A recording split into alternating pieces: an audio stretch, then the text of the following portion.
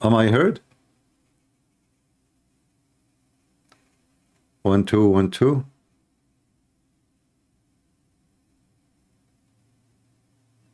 All right, look like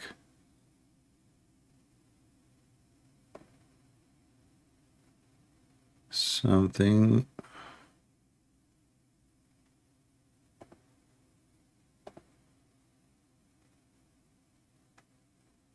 Am I heard?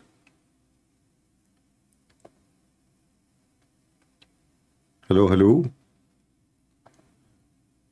Do you hear me? All right. Look like finally we are live. Yeah. All right.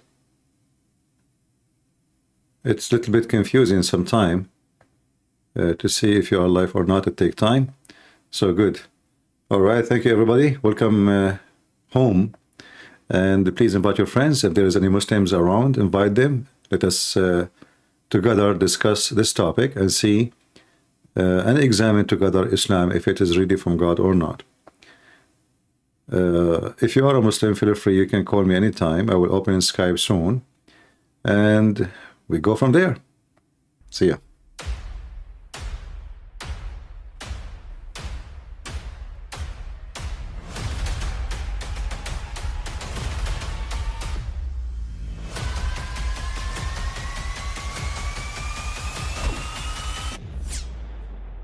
All right. Hello, everybody, and welcome to our program for today. We are going to have good time, and I don't want to waste time. Not your time, neither my time.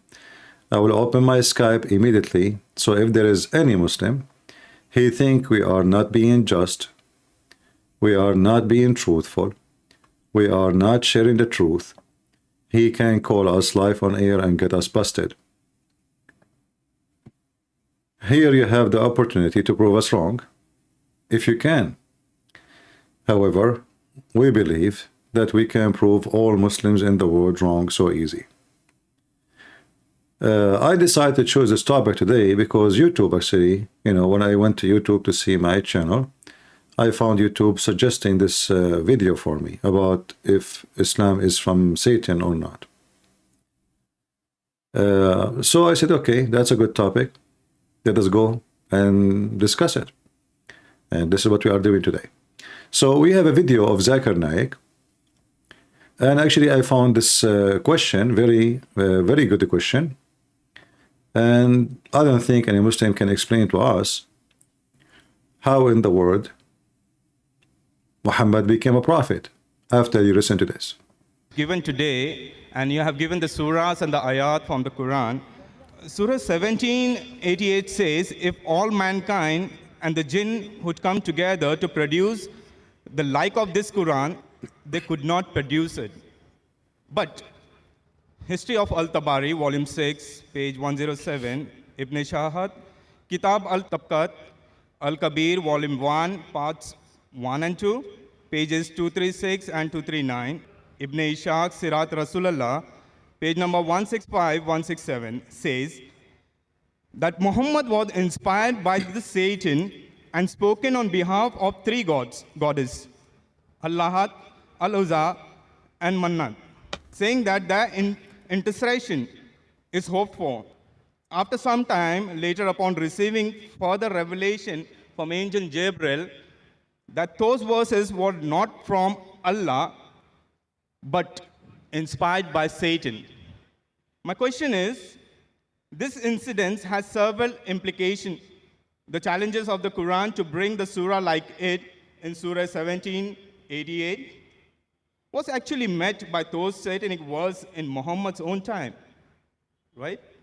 Which in turn leads to the conclusion that the rest of the Quran, is this from Allah either?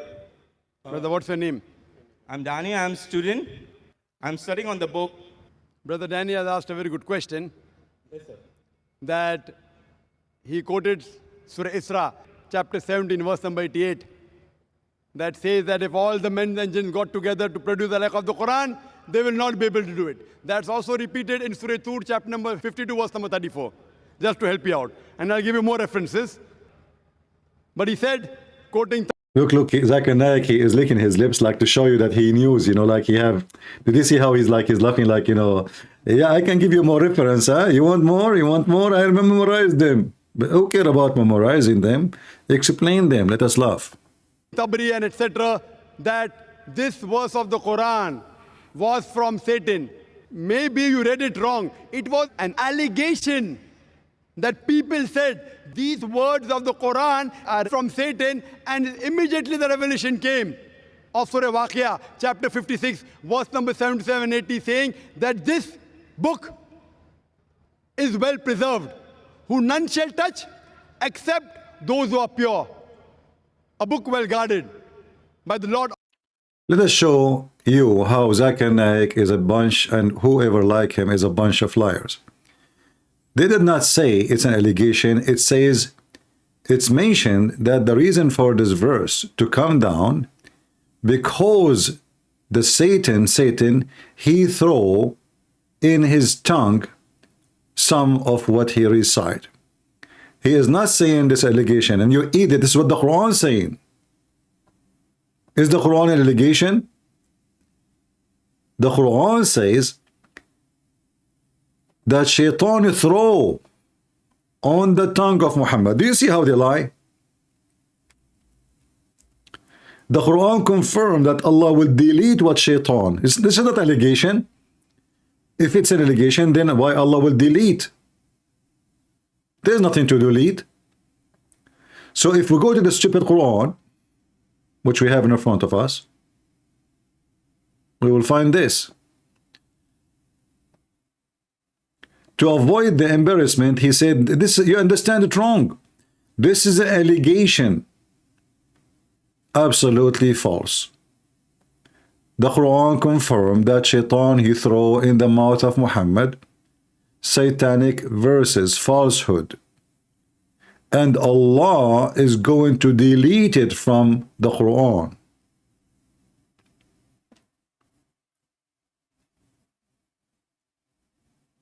If we open any Islamic interpretation, we will see this is what it says. This is why you cannot trust a Muslim when he explains to you his religion. They lie. Chapter 22, verse number 52. We can go to Ibn Kathir, we can go to Al-Qurtubi, Al-Tabari, Al-Jalalain, all of them. Actually, let's do it. Is it an allegation or this is what happened? Let us see. Chapter 22, verse number 52. Here we go. Allegation, huh? Allegation. All right, sorry. This is not, this is 24. All right.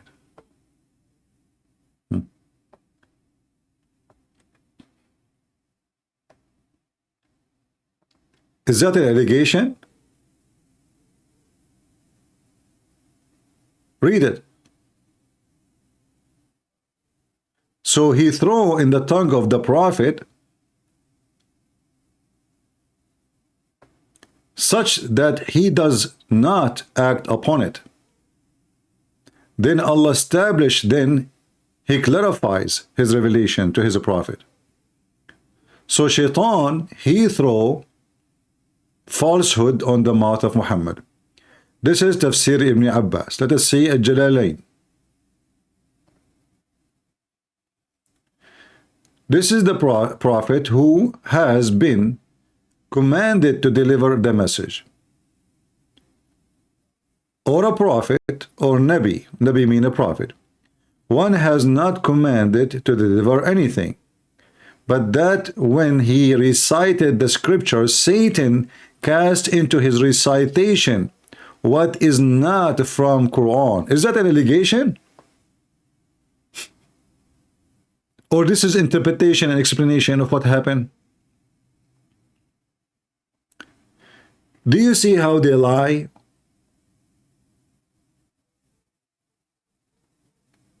And now the question is still valid. As long as Shaitan, he can deliver satanic verses to Muhammad once, well, he can do it again and again. Correct? As long he was able to do it once, well, what is the proof that he is not doing it non-stop during the lifetime of Muhammad? So I have now a verse from the Quran confirm an incident which proved that Muhammad is a satanic prophet. He received messages and Quran from Satan. And here, by the way, there is something very important. I hope people will take notes. If Quran is so amazing as the Muhammadan they claim, and if the Quran nobody can make like it, how come Muhammad did not notice the difference between the Quran of Allah and the Quran of Shaitan?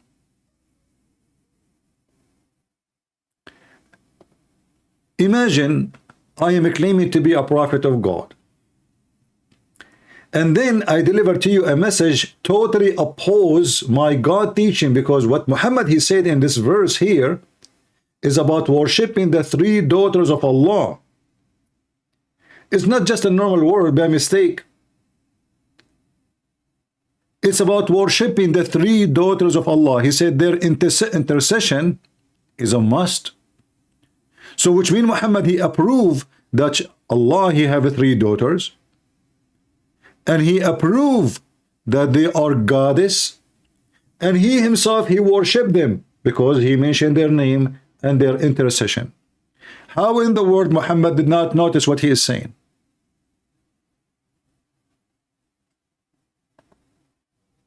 Are you with me? Is it possible that Muhammad did not listen to himself? If this is the case, that is being even more horrible. So when this potato here, he tried to explain, he said, you understood wrong. This is an allegation. That's false. That what happened, that is not an allegation.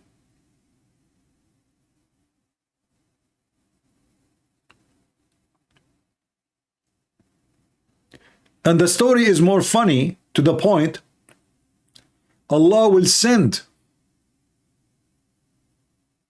an angel to Muhammad to tell him, Muhammad, Habibi Muhammad, what you did, Habibi, this is not from me. It took him more than 2 weeks. What happened simply, Muhammad, he praised the three daughters of Allah in front of the Arab who they worship, the three daughters of Allah and Allah. When the news is spread that Muhammad he did that, many people they start saying, obviously Muhammad is a fraud. Muhammad he said to himself, uh-oh, what I did, big poo-poo, let me fix it. How he can fix it? He claimed that those verses he gave are not from his God. It is Satan who threw them in his mouth.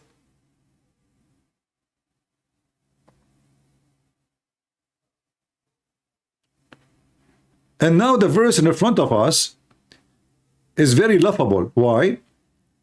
It doesn't even say what Allah will delete. How we know which verses are satanic verses? And how about maybe the one who made this verse is the same one who gave Muhammad satanic verses? If Satan can come in the image of an angel, as Muslims they claim, according to the story, Satan he come in the image of Jibreel, and he gave Muhammad those verses. But this story does not make any sense. Why? Because Muhammad was reciting the Quran when he received those verses. So there is no Jibreel. He saw nobody. He was reciting verses he already have. And now he added to it the satanic verses, or worshipping the three daughters of Allah. So how this can be a prophet of God? Do we have any Muslim who would like to join us live on air?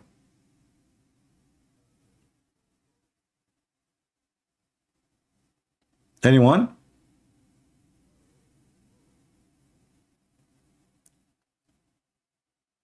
You can read every interpretation of the Muhammad, and you will see how Zakir Naik and his kind, they lie about what happened. Read carefully.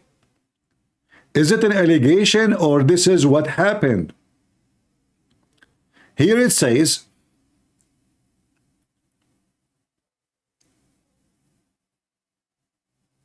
if you read, when he was reciting the following verses from Surah An-Najm, have you considered Allat al-Uzza? So Muhammad now mentioning Allat al-Uzza, the goddess, and Manat, the third one. And this is a chapter 53, 19, 20. Added a result of Satan casting them into his tongue without the prophet being aware of the following words. This is not an allegation. This is what happened. And this is what you Muslims are telling us. So why is Zakir Naik saying this is an allegation?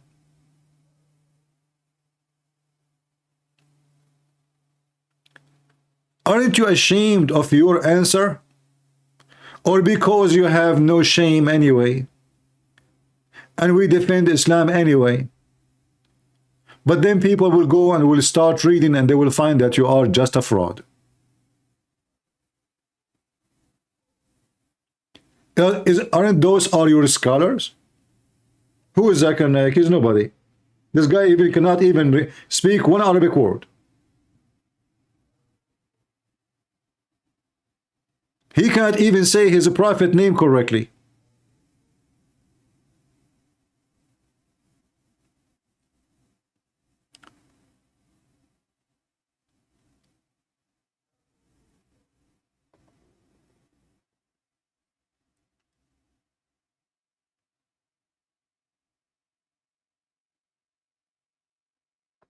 If we search in YouTube about Islam from Satan, actually let me do this.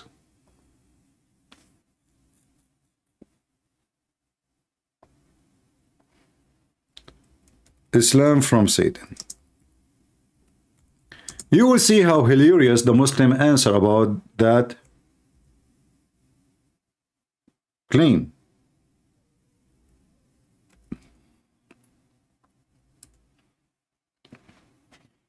Give me a minute.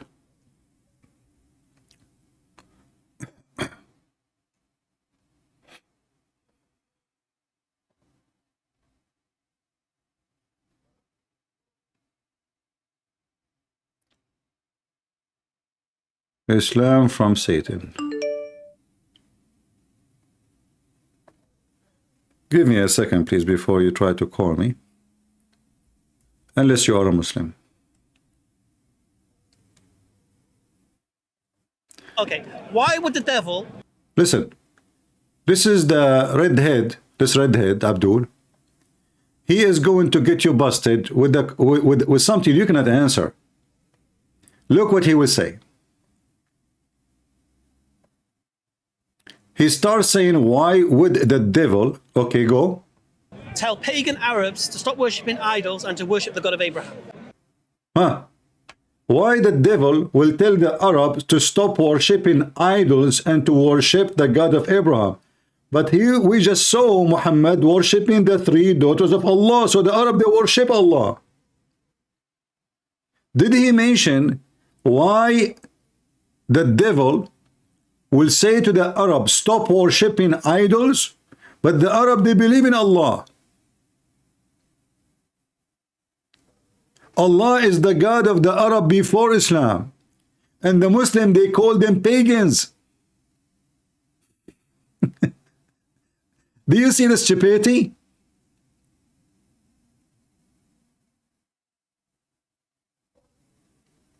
For those who they are saying, I'm not getting notification, you can go to your app or to your phone to check if you have notification is on. Because sometimes we turn it off because it's annoying sometimes. So check that out.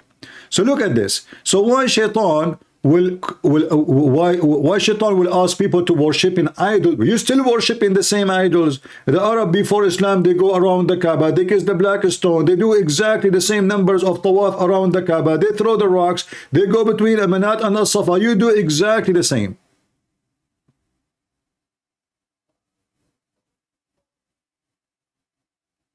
So what this guy is talking about? The other guy, he said to him, good question. Well, the answer is here. It doesn't matter for Satan how he do it to deceive you. The important is to deceive you. So are you Muslim now, not being pagan? So we challenge this potato to call us and tell us why he kisses stones and why he have to believe that the stone is going to witness for Muslims in the day of judgment. Isn't it? This is what paganism is. Believing that a stone is alive and a stone have part of their worship and practice of worship. Let us see if we have anyone.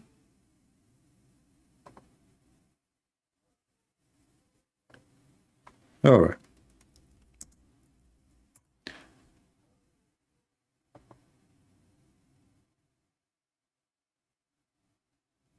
If you are a Muslim, please text me.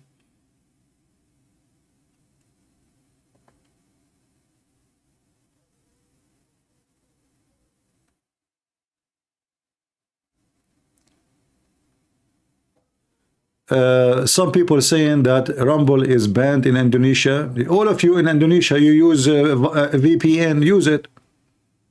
There's many of them for free. You can log into Rumble for, you know, through those programs.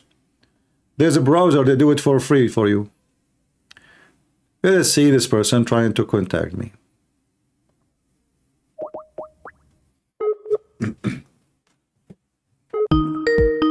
Let us see.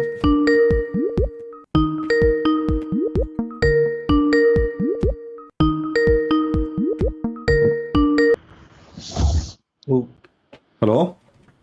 good evening, my brother and cousin. Good evening to you. Listen, I just saw the title of the screen, and it just made me think like, what does it matter if Islam is the religion of the devil? Just think about how Christianity is truly the religion of God. Just think about how everything that is born upon Christianity stands nowadays, and everybody runs to it, right? How it is truly so that everything that is built upon the rock stands tall and never gets destroyed by anything that ever, just look at the word, how consistent it is, how merciful that our Lord and Savior is all throughout the scripture, how truthful he is, how merciful, how graceful he is, and all the works that come of him, how he truly tells us how everything is supposed to be and how it is, and also warns us about who will do what. It's truly the work of God, from beginning to end, and the evidence is out there. I mean, every single society built upon the word stands nowadays, and everybody is safe, and it's truly just like the blessing of Abraham. It's not the Jews, it's nobody, because when you look at it, every single child that is raised up hearing of stories of the Bible and of the Word, and every single genius in history has always been raised in a Christian family, because scientifically anybody who is raised upon the Word of the Bible, he just develops better understanding of the Word and world, and understanding of God, really goodness, and from all goodness only comes goodness, and that is the grace. And I don't know how anybody couldn't get that, like, I don't know what the Quran is talking about. I do not concern myself too much with these things, but it's safe to say that the Bible is just the word of God. Do you agree with me? Can you hear me? I hear you and I'm listening. Thank you very much for your input. A very good point he mentioned that, Christianity have a great impact in our life.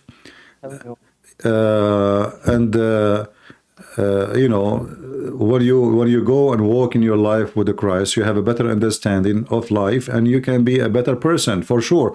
Christianity changed us, Christ, he changed us. In Islam changed you too, but make you a very evil person who hate everybody, who don't want to live in peace, and you cannot live in peace. And when you don't have peace within you, how you can be even part of this world unless you are part of the devil world, Yeah, you're not the Holy Spirit, definitely. They don't have it. They don't have a blessing of God. They have only satanic, demonic hatred teaching toward others. A Muslim, he is not even allowed to be loving to non-Muslims. So how that can be from God? So when the Muslim, they speak about Islam, is not from Satan. Like from the flesh comes all this kind of evil. So it's really simple to understand if you read the Bible. It's just if you see anything like that, it's clearly not the word of God. And Jesus said, "The word, I am the word, the truth, the life," and anything that goes against it is clearly not the word of God, because it's truly the word. You would know that it was the word of God if you saw how good it is, and it only takes to open your eyes to the world you live in and why certain places do better, and read the Bible and you understand, like Yeah. all You know, the Messiah, he said, from their fruits you shall know them, right? Amen. So in order to examine anything, let us use this sentence, including to examine the Messiah, because anyone can claim to be the Messiah. But the Messiah himself, if we examine everything he did, we will find out there is no way that he is not the Messiah. This is number one. For his fruits is not the fruit of any man, but the fruit of God. If we examine the fruit of Muhammad, and he is God, not only Muhammad, all the fruits of Islam is evil and ugly. Not a single teaching of Islam is about ethic, even though the Muslim, they try to present Islam as an ethical belief. But the second you start reading the lines and the text and what's so-called scriptures, you will find that ethic has nothing to do with Islam. Actually, I challenge all Muslims who they are listening to call me and to show me one thing is ethical. They will say to you, well, the Quran says we have not to do bad things to our mothers and parents. This is from the Bible. You are copying us. Satan trying to copy us. Bring me something else. In fact, in the Bible, if you mistreat your parents, the punishment is death. In Islam, you can have sex with your mother, yet there's no penalty. There's no penalty for having sex with the mother. The mother. How? No. The Hanafi sect, and I can show the reference. Any Muslim can call me right now, get me busted. If you have sex, if you have sexual relationship, if even married your mother or your daughter or your sister, there is no penalty. This is a religion is out of the mouth of the devil directly. There's no question about it. Thank you, brother, for calling me. And good to have you with us. God bless. That's great. May the God bless you throughout this live stream, and do your works well. And make sure to remember to keep the word within you. You know, the word is within you. Amen.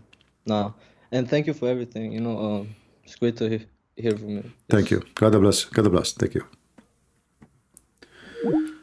All right. If there is any Muslim would like to call us, please feel free. We would like to hear you, and maybe you can get us busted.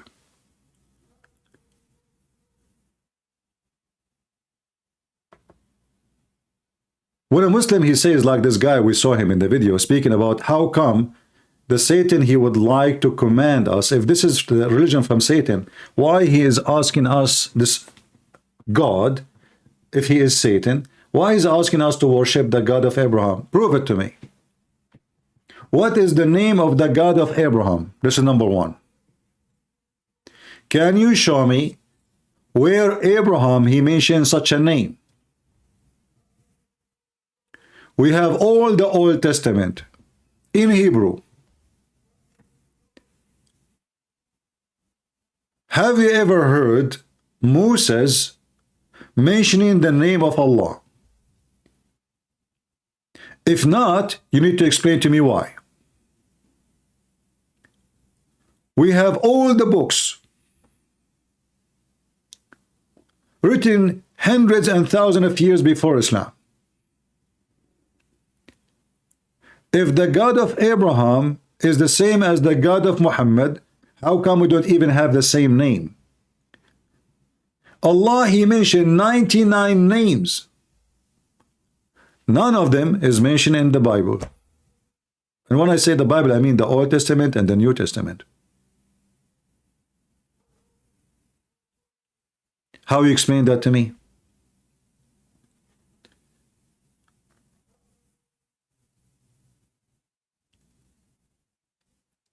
You know, the God of the Quran is a stupid God. Can you share the resource about sleeping with the mother? No problem, sure. This is very easy. Give me a second.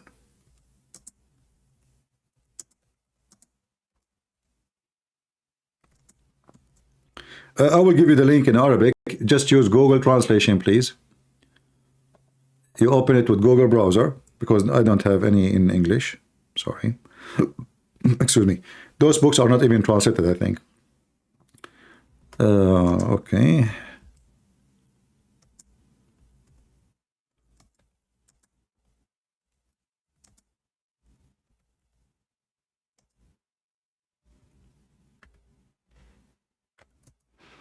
Let us see.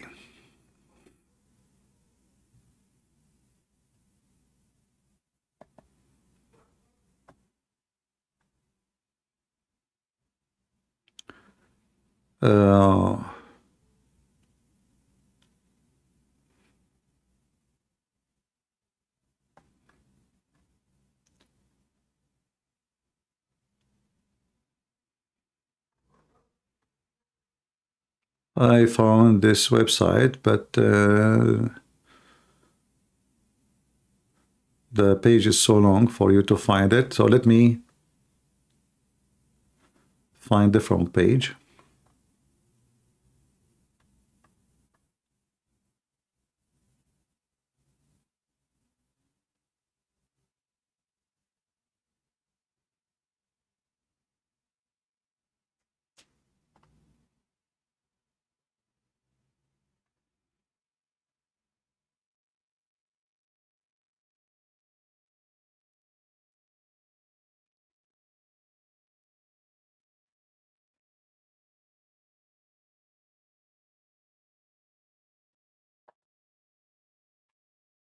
Give me a minute.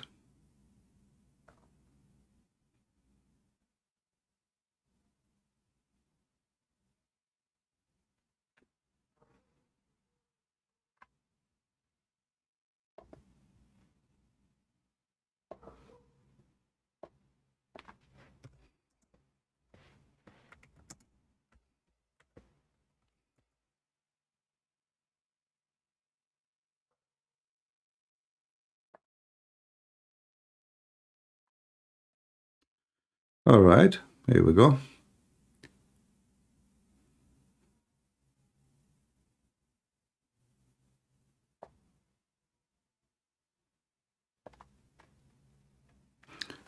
I will post this link for you. You need to use Google Translation. All right. You can start from the beginning, actually. The title here, there's a question. Is it true that the Imam Abu Hanifa, Abu Hanifa is, you know, the Muslim sect, the Muslim Sunni are four sect. And this is one of the largest of them. It's like, you know, in Christianity, we have the gospel according to John, etc. So they have a four sect. And this is one of the founder of the Islamic sect of the four. Massive one.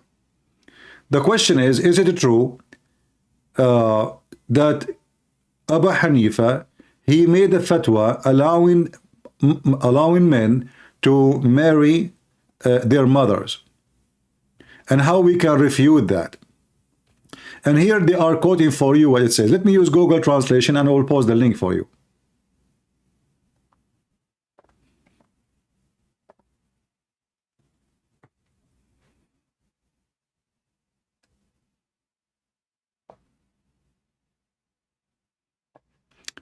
Whoever marries, this is about having sex with the women. What marries?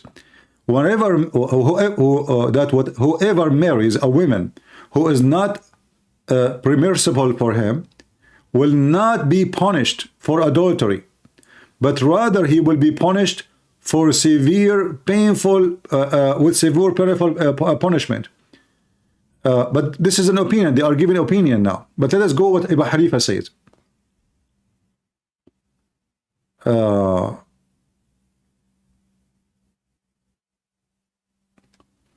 Let me go back in Arabic to find it first before we go to English again, so I can find it.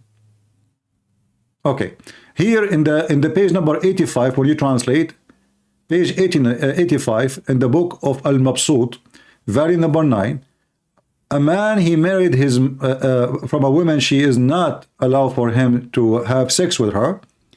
There is no penalty for him, even if he knew of what he is doing, which means he knew this is his mother, or he do not know. And this is the statement of Abu Hanifa. Let us go and now translate to English. So we have to go to where it says 9. Here we go. The book of Al-Mabsut, As-Sarkhasi, volume number 9, page number 85. A man who marry a woman with whom is not permissible for him to marry, and he has intercourse with her, there is no punishment imposed in him, whether he knew about it, which means he knew she is not lawful for him, or not, according to the words of Abu Hanifa. May Allah have mercy on him. Do you see it? Let me now post the link for you. So the Muslims do not even agree about simple things.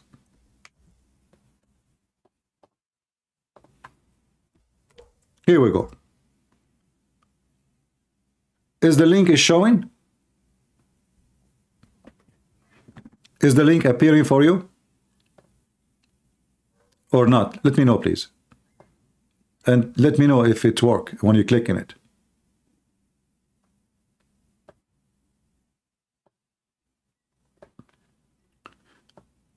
So how they say that Islam is against fornication, and then if a man have sex with his mother,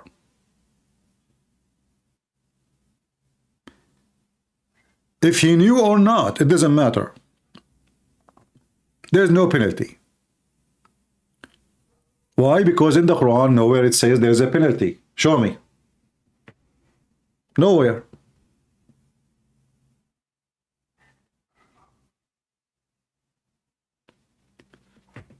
Some saying page is not open, some they say it worked fine. I don't know. That means you have something wrong in your browsing system, because others, they are able to open it. So when somebody says to us the proof that Islam is not from the devil, because the Quran says don't worship the devil, don't listen to the devil. Well, guess what? Jesus told us how to be smart. He said to us, be aware of false teachers. They come to you in the clothes of a sheep, but they are wolves.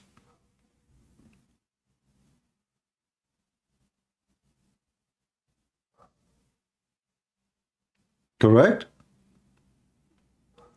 So the answer is so clear. Are you saying to me Satan is so stupid to the point he cannot come to us in the clothes of a sheep while he is Satan? A scammer, he can come to your house and he claimed that he is working for a solar company and he make you sign papers. If a scammer can do that, Satan cannot do it?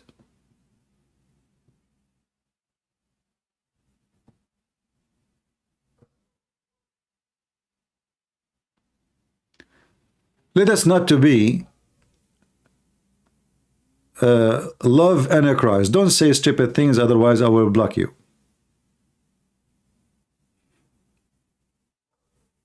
Do we have any Muhammadan would like to join us?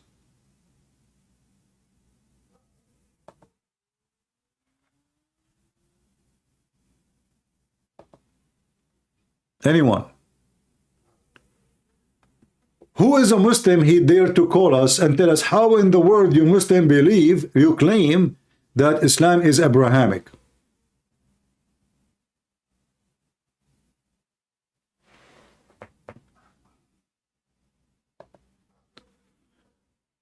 The page you requested does not exist. Okay, let me shorten the link. Maybe that will make it work better. But strange, because it worked for others. What about you copy the link instead of copying, clicking at the link, and then paste? Maybe that will make it work. But let me shorten the link anyway. Here we go. Now you have it.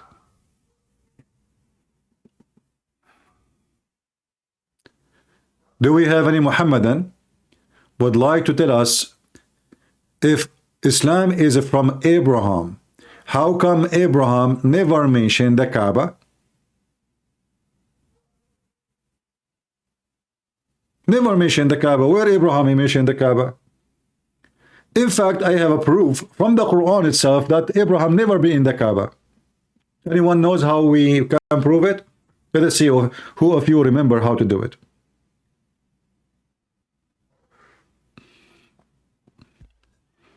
You know, the Quran says that Abraham is the one who built the Kaaba. But this religion is very funny and very stupid. They have a million stories for the same thing. One story, the one who built the Kaaba is Allah, 40 years before he created Adam. Other story, the one who built the Kaaba is the angels. Other story of the one who built the Kaaba, it was people who was exist before Allah destroyed the earth, and he created a new people. Another story of the one who built the Kaaba is Abraham and Ishmael. But guess what we see here? If we go to the City Quran, you will find this. In chapter 2, verse number 127, it says, and remember when Abraham, by the way, the word remember does not exist. The Arabic in the Quran is very broken, very stupid, so they have to add a word there to make it work. And yet they say to you the Arabic Quran is amazing. Otherwise, why you are adding remember? There's no remember. All what Arabic says, and when Ibrahim, not Abraham, and Ishmael were rising the foundation of the house. So in this verse here, it's confirmed that Ibrahim and a guy, his name is Ismail, they were rising the house. Which house? The Muslim, they say this is the Kaaba. Okay. Well, what it says here is al-Bayt. And Bayt is not an Arabic word. Bayt mean house, like Bethlehem. And we have tons of towns in Israel. They always start with the word Bayt. And we know that Abraham, he built a Bayt, but not in the Kaaba. But let us confirm that this has never happened in the Kaaba. This is proven to us from the same stupid book. It's called the Quran. According to the Quran,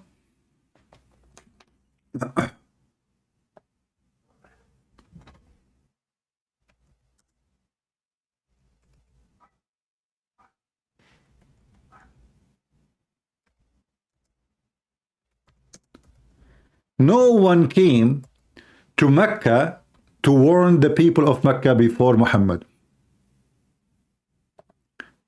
This can be found in chapter 34, verse number 44.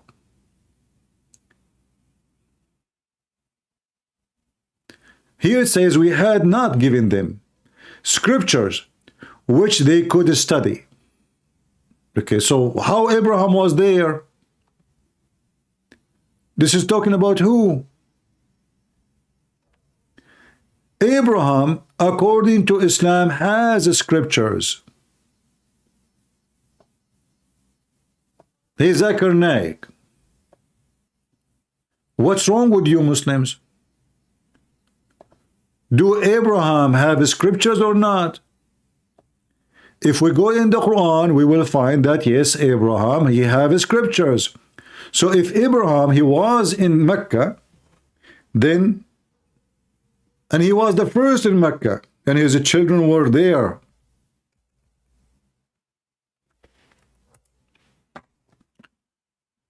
In chapter 87, verse number 19 says, and the scriptures of Ibrahim and Moses. So Moses and Abraham, they have scriptures. All right. So how here it says that those people of Mecca, they never had scriptures, And not only that, we never send him a messenger before you, a warner before you. Do you see it? Do you see it? So the same stupid book confirm that Abraham never been there and not a single one sent by the true God to Mecca. Nobody came before Muhammad.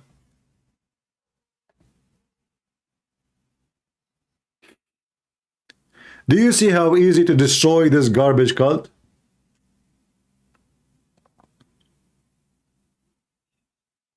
Do we have any brave Muhammadan can call us? And just to make it simple, by the way, the same stupid Quran says, if this is a book made by other than Allah, you will find in it a lot of contradiction. Well, here we go.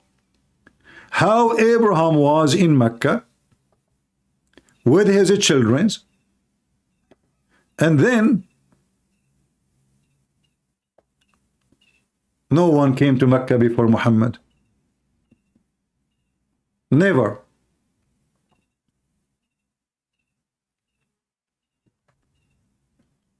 What a laughable, laughable book. See, guys, I told you, Rumble is better than YouTube. Look, here we have more than 1,000. We just started. In YouTube, we have 155,000, and we get like 1,500, 1,700. So obviously, Rumble is way better. At least here we can keep our videos. So always invite your friends and tell everybody where to find me. Share the link, please, and don't forget to follow. Do we have any Muhammadan here would like to join us live on air?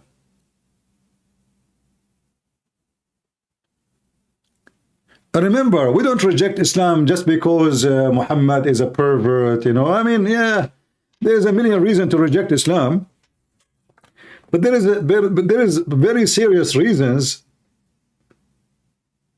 Is the ethic of Islam, not the ethic of a man.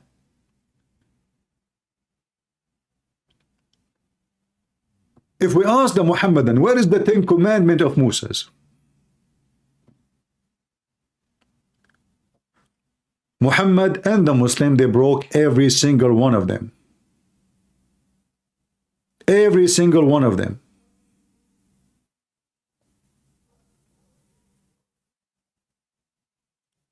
When a Muslim, he come to you and he says, you Christians, you have a funny Trinity. Well, I say to you, you have a funny oneness of God, because your God, he claimed that he is monotheist and he is one, but yet he always used the word we. It's in front of you. You ask the Muhammadan, your God, which is a monotheist God, why he keeps saying the word we? They say to you, oh, hold on. Allah, he say we, oh, let us mean, this is not the right way to explain it. Christian Prince, first of all, Allah, brother, he said we. The reason he say we, because it's a mathematic. Zakanaik, because of what? It's mathematic. Majestic. So here, the Muslim, they say to us, Allah, he used the word we because he feel better when he call himself we. Can you believe it? I thought it's wrong to believe in a Trinity, but Allah himself don't like to be one. He feel better if he call himself we, which is a fake we. You see, if the God of the Bible, he say we, well, the God of the Bible speak in the name of the Father, the Son, the Holy Spirit. When the God of the Quran, he say we, he speak in the name of who? Fake we. Even your God, he is not satisfied with his oneness in the language. So how about reality?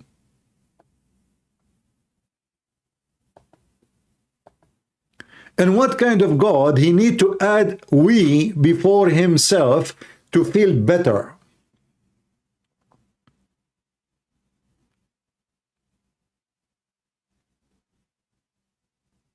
Why? What's wrong if you say I?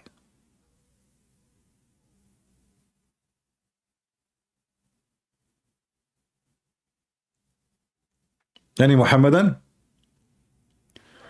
Let us look at the Skype again to see if there is any message from any Muslim. There's no Muslims. You see, if our program run by a girl, her breast is coming out and she is from San Francisco and she have a blue eyes, the Muslim will be lining up to talk to her.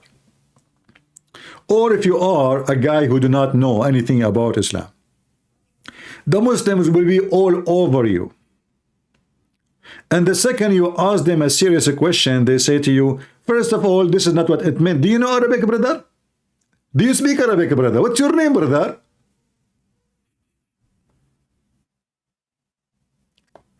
And they lie about what their book says right in the front of your eyes. The guy, he gave him the page, he gave him the name of the book. He says, it says there that Muhammad received satanic verses. Zakir Naik lied to him, says to him, no, you got it wrong. This is not what it says. It says an allegation.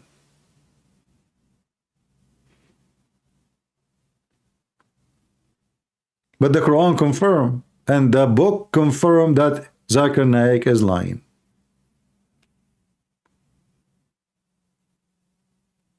Allegation.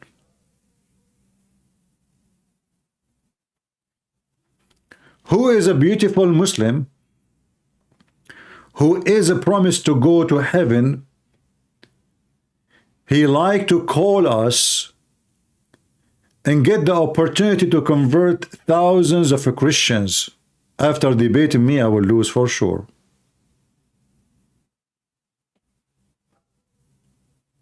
In fact, the first proof that Islam is from the devil is, look at them. They lie to protect their book. You know, why a person, he claimed to be a sheikh, he lie when he answer if he is not following Satan? Why you don't say, okay, this is happening, let me explain to you? No, why you deny it? When the Quran confirm it, the book he mentioned confirm it, all Islamic books confirm it, and the guy, he claimed that this is a false, this is just an allegation. Let us play the rest of the video so we can laugh more, just for the sake of comedy. Of the world. This verse came to say that no one be able to touch the Quran in Lohe Mahfuz, in tablet well preserved, except the Mutaharin, that is the pure angels, indicating that the Satans can come close nowhere to the Quran. Look at the stupid answer. Abdul, he's not saying to you he get close to the Quran. He is saying to you he gave the Quran. You see, they have a lack of intellect, low IQ, stupidity. The guy did not say to you that he went to steal the Quran. He said he gave him false Quran. Same time, the Quran of Allah, brother, is in al-Lawh al-Mahfuz. The guy don't speak Arabic. He don't even know how to say it correctly. But let us show you what he's talking about. In case you do not know, if you are a person who have a tablet, you better know that Allah have a tablet before you.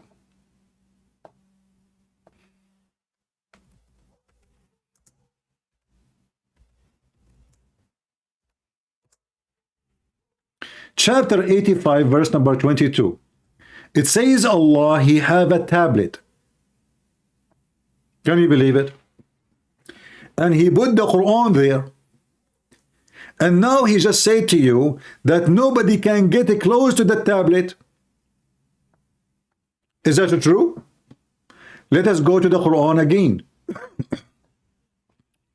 We will find here that according to the Quran, Shaitan, he can steal information from Allah.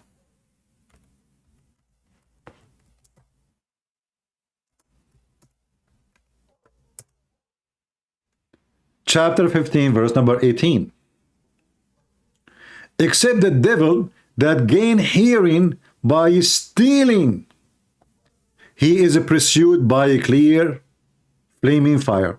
So Allah, he protected the sky from every evil, every devil. The sky protected. You cannot go there. Except, and look at the stupidity. So he protect the sky except from who? From Shaitan. So what the protection for? So nobody can go there except Shaitan. A Muslim, his name is Islamic Kingdom. He cursed me. Okay, well, brother, please don't curse me, brother. Your God curse doesn't work. I don't know who cursed whom. You see, you Muslims, your God, he cursed the Jews, and the Jews are the most successful people in the world. And supposedly you are not cursed, but you are the most miserable people in the world, to the point you cross the sea to run away from your country. So who is the one who is cursed?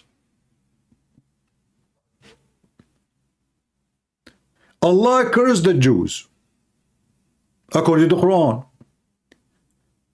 If we go right now to Israel, and we walk between the houses and the street of so-called Muslims, we will find the garbage in the street everywhere. We will find that the name of their kids and the graffiti and the drawing of penises in every wall. We will find that they have bars over their windows because there is no security, no safety, because they are very good people. If we go to the houses of the Jews, we find nice houses, clean houses, beautiful trees. Who is the one is cursed? Even when your country have oil and wealth, that oil and that wealth is used for evil.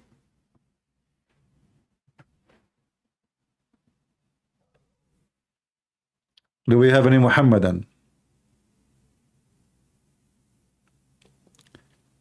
If you say this cousin, my cousin, he will break your nose.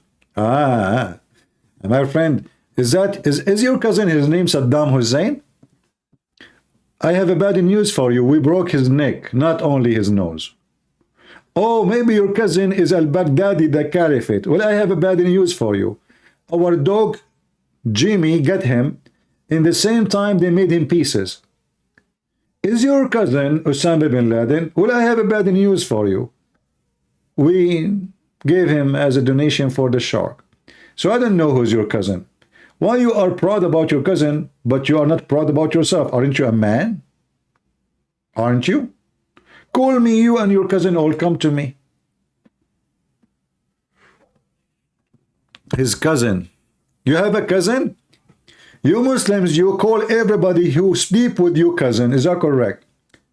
When Muhammad, he saw Satan, but yet he is not sure if it's Satan or an angel, in the corner of his house. His wife, she called him cousin. When you see him next time, let me know. Do you know what Khadija, she did to prove to him that this is an angel? She did a striptease. Am I lying? Have you ever heard of a prophet of God? It's proven to him that the one he see as an angel by his wife doing a striptease. Since then, I said to myself, it is time for you, Christian Prince, to become a prophet. You know, if I get married, I will tell my wife the same story as Muhammad told his wife, just to make an excuse so she will strip for me. Look how evil. Hey, honey, I see someone in the corner there. Where? There in the corner. Oh, honey, I don't see him. Okay, you know what? What about you do striptease to find out if he is Satan or not? And don't forget to just put the new panty you bought yesterday, okay? This is a prophet of God. And the name of the chapter is Examination of the Inspiration. Can you believe it? That the wife of Muhammad, she examined the inspiration of Muhammad, which is coming from God by striptease. Now we knew why there is a striptease club. It turned to be that all the customers there are prophets. Like why men, they go to striptease club, all of them, they are prophet, trying to find out is the one they see in the corner is the angel or Satan. And the story is even more horrible.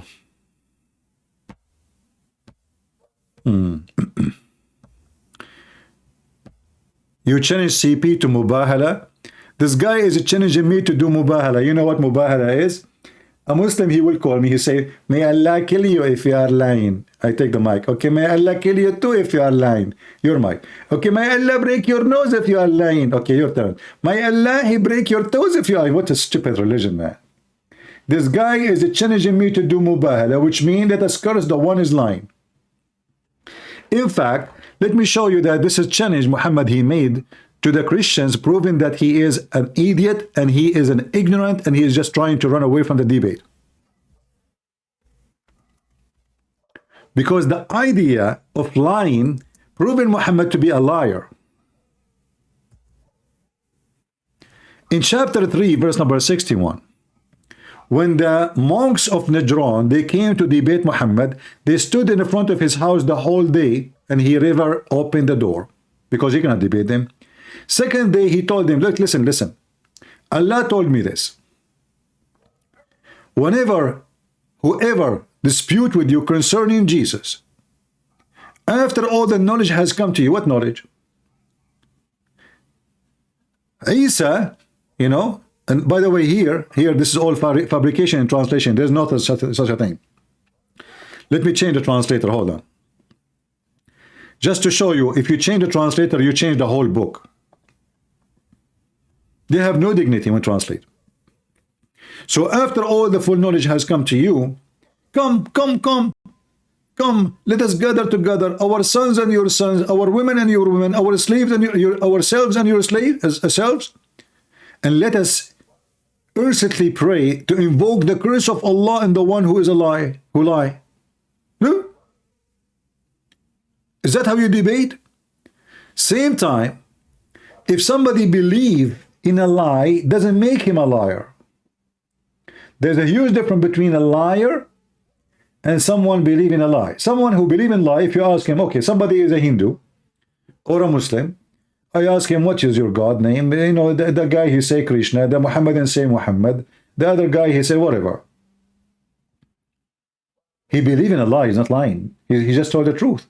He believe in Krishna. He's not lying. The God who believe in Allah, well, he's not lying. He believe in a lie, according to me, but he's not lying. He told me he believe in Allah. So even the logic of the curse to invoke is so stupid, because this is not the way to prove he's a liar, because they are not lying. They believe in what they believe. Are you getting my point? If somebody believe in something, it is wrong, and he is being honest with you in what he believe, he is not lying. He believe in a lie. This is a different story.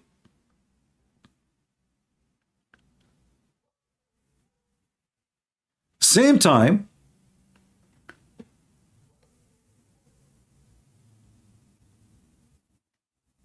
how that can accomplish anything?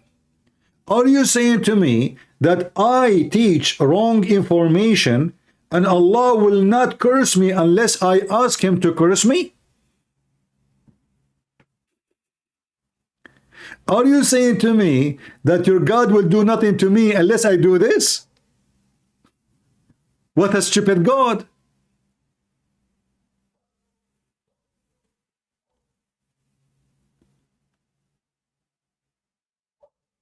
So we can lie as long as we don't ask Allah to invoke Allah to curse the one is lying. It's okay.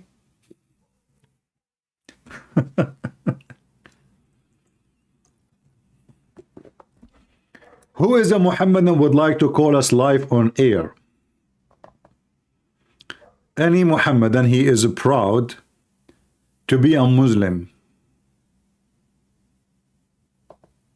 I like to be a Muslim. There is many benefit of being a Muslim. Number one, nobody can accuse you of being stupid. Nobody. Because being a Muslim is beyond stupidity. To believe that there is a God will make your penis endless and vagina fit for that is beyond stupidity. To believe that there is a God right now, he is working in heaven to smooth the skin of women. 1,000 years to smooth her skin. Why? She is an alligator?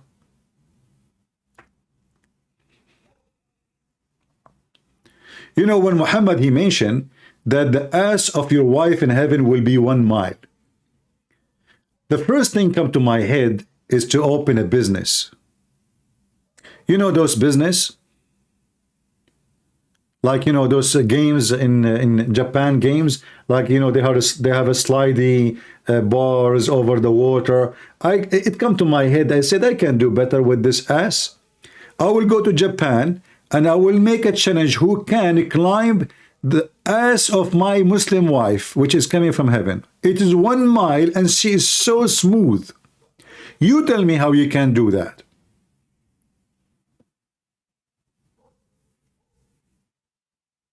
A wife, her ass is 1 mile. However, this is very small still. If the penis is endless, what 1 mile ass will do? Imagine you have a penis like a macaroni. Endless. You don't know where it is now. Like, hello, Muhammad? Do you know where the end of your penis? Allah knows best, brother. So imagine your penis go in the Amazon River. God forbid, God forbid. Oh boy. You know what kind of fish there? I posted the endless penis in Patreon. Go and read the reference. It's there. Go to Patreon right now, scroll down, you will find the link and you can read it. With authentic resource.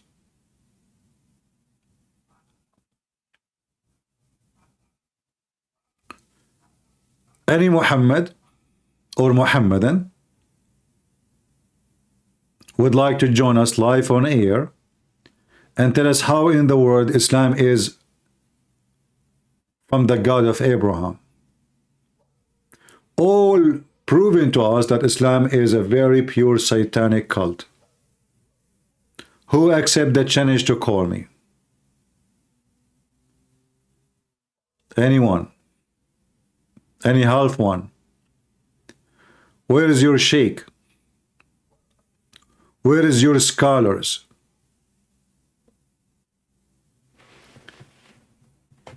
But listen carefully.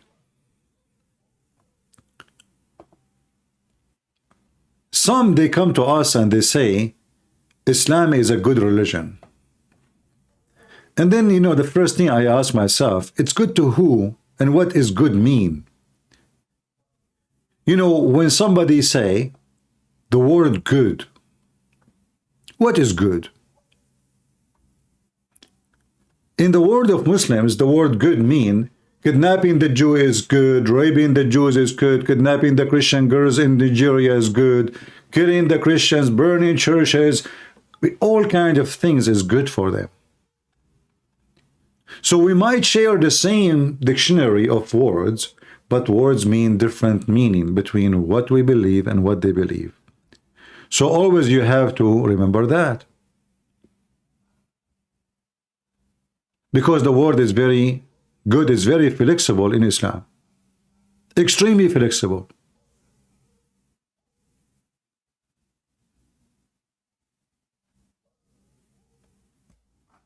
Any Muhammadan? Mayday, mayday. Oh, we have a guy, he debunked Christianity in less than 1 minute. Hold on. I'm here now to debunk. Okay, guys, this guy, he want to debunk Christianity in 1 minute. That was so fast.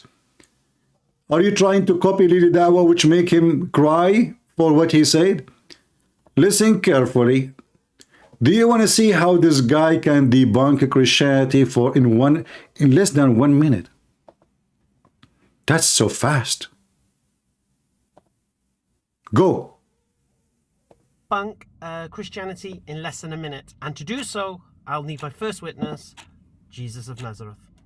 Okay, so Jesus teaches in the Gospel of John that the only true God is the Father. Abdul, who? The only true God? What? I like it when you put your hand next to your ears. You look like a monkey. You stupid idiot.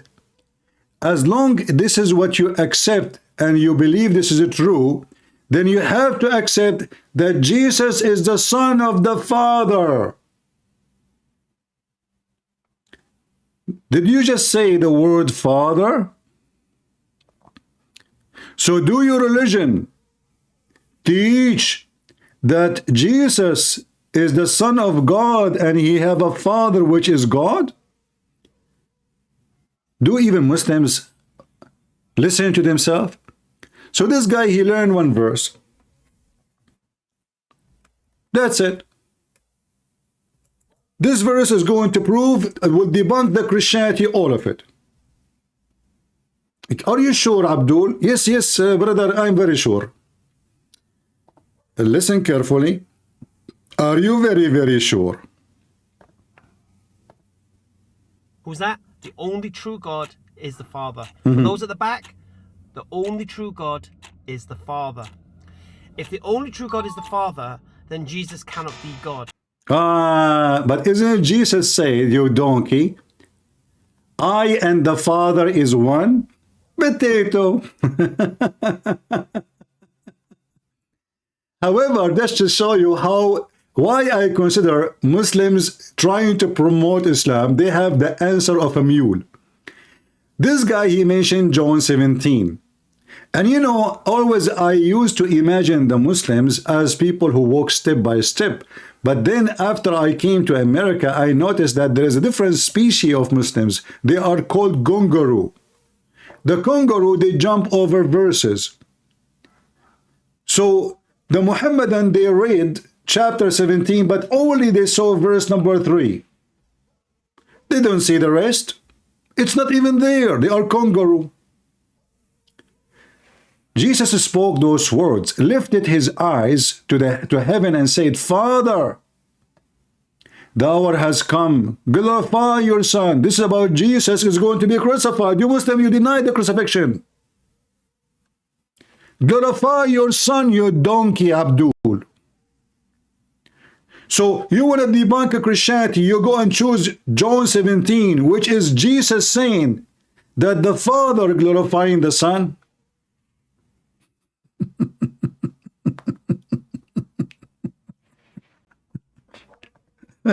Sorry, I have to use the word donkey. It's, you know, I cannot, you know.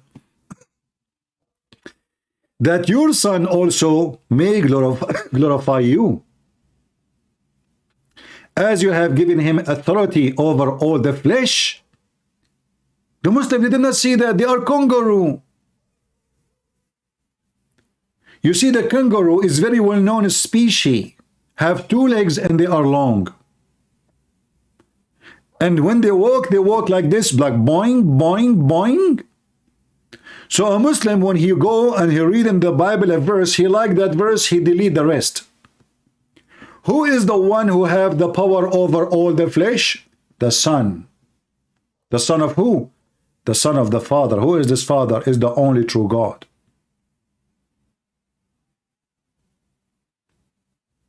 So this Abdul want to prove to us that Jesus is not God. He went to a verse confirming that Jesus is God.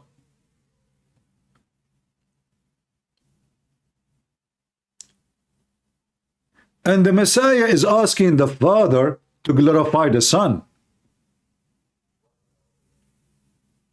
Why God will not glorify anyone? Everybody glorify. Everyone praise God. Is that correct, guys? Every tongue praise God, not the opposite. It's not God who glorify us. We are nobody. The Father glorified the Son, so also may glorify you. Who? The Son.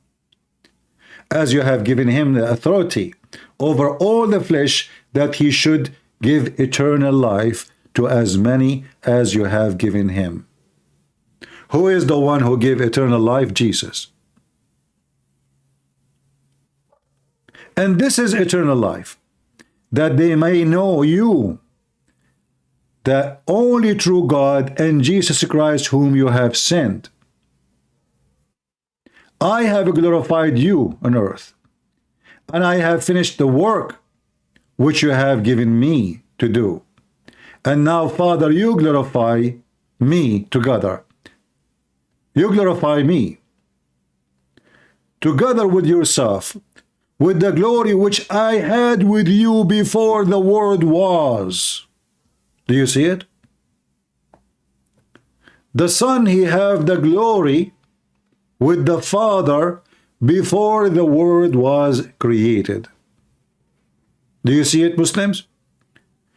Jesus, he just said that he is the Son of the Father, and him and the Father, they are exist before the whole world. Do you see it?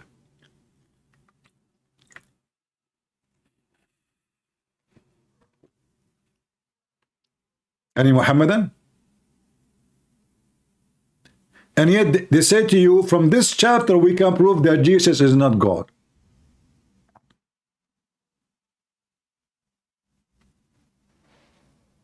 Can you believe it?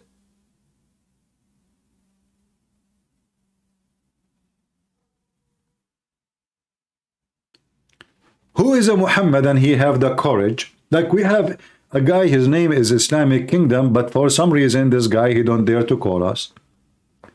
It's okay, he's a Muslim. What you can say? What a curse to be a Muslim. You have to wake up early in the morning because your God, he is the bus guy. If you miss the bus, you miss Allah. One of the funny things about the Muslims, when they pray to their God, they never pray to him. According to Muhammad, Allah cannot hear their prayer unless he come every third part of the night. And he say, who is praying to me? But he came in the time when nobody is praying. Hey Muslims, is it true that your God Allah, he come every third part of the night down to the lowest heaven?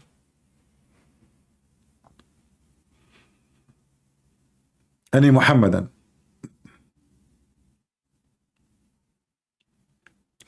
Welcome everybody who is coming here to support. You know, I don't want your support. I want you to support the truth. I don't want you to support me. This is not about me. Never was and will never be. We are here to protect your children and generations from lies of the Mohammedans. We are here to share with you the knowledge of the truth and defeat the liars. This is not about supporting me. Do we have any Muhammadan? So this Abdul, he is so excited. Christianity debunked. That's it. What a laughable religion. Extremely laughable.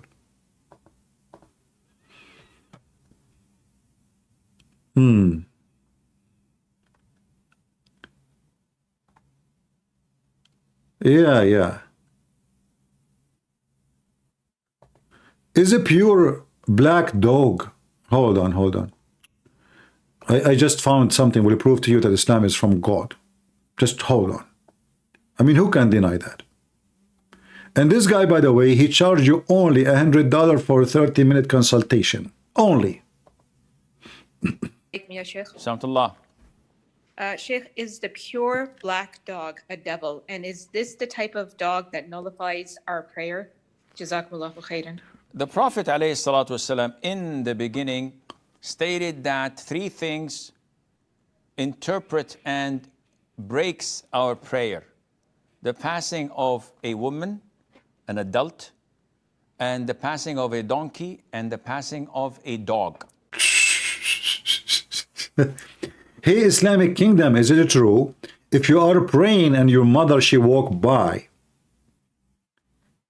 she is the same as if a black dog or a dog or a donkey pass by and that will destroy your prayer? Is that true, what we just heard? Who is a Muslim can tell us why, if I'm a woman, she's your mother maybe, or your wife, or your daughter, or a dog, or a donkey. I mean, there is a billion innocent, animals and creatures. And how in the world women she become equal to a dog and a donkey? Any Muhammadan can tell us?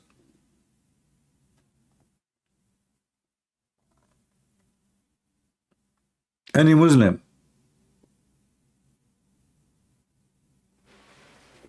A dog, a donkey, a woman. And in the beginning of Islam, when the Prophet came to Medina, ﷺ, he instructed all the companions to kill all dogs. And after some time, he told them to... Listen, guys, this is a proof that Muhammad is a prophet of God. Otherwise, why he instructed to kill all the dogs? I mean, do you see how evil this man is? Why in the world a person who claimed to be a messenger of God, he commanded to kill all dogs? If somebody, his audio or his video is not working, instruct him, please tell him how to do it. He need to refresh the page and click at play. If someone came in the chat and looked like his video is not working, tell him please what to do. You need to refresh the page and click at play. Why Muhammad want to kill all the dogs? Do you know why? Because he is the devil. Dogs, they can sense evil. Dogs, they can sense evil spirit. Animals, all of them, they can do that. So obviously dogs, they hate Muhammad. And Muhammad, he hate them very much. And this is why he command to kill all dogs. Otherwise, give me one reason to kill dogs. Is that a merciful act from a merciful prophet? From a merciful God? Dogs are very useful. So Muhammad command to kill all dogs, and then the Arab, they start complaining. What are you talking about? We need them to guard our animals, to guard our houses. The beginning of Islam, when the Prophet came to Medina, ﷺ, he instructed all the companions to kill all dogs. And after some time, he told them to stop. And he told them that the ruling of killing all dogs was abrogated. Why? You see, this is a clear evidence that Muhammad is a fraud. Are you saying to me that your Allah, he made a mistake when he decided to kill all dogs? And then when he noticed that people are complaining that this is not right, he abrogated that command, and then he told them to kill certain dogs? Do you see, guys, the stupidity? Did Allah give Muhammad a wrong command, so he needs to abrogate the command? Either killing dogs was a right decision, or it is not.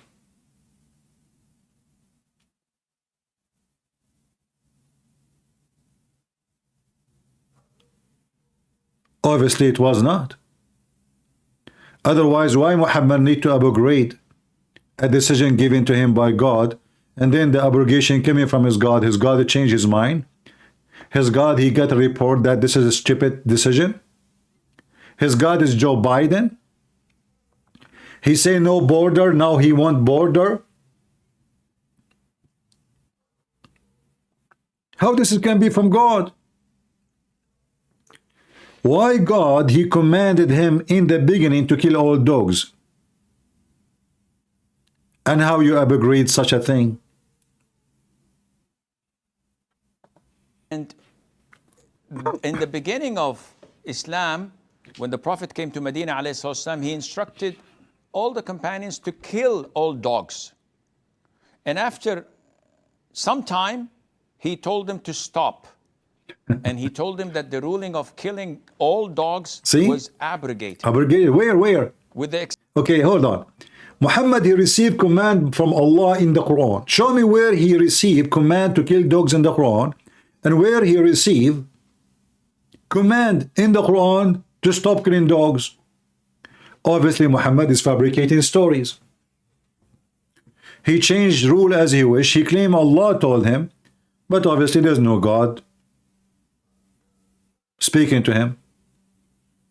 Dogs are one of the most useful animals for mankind through history.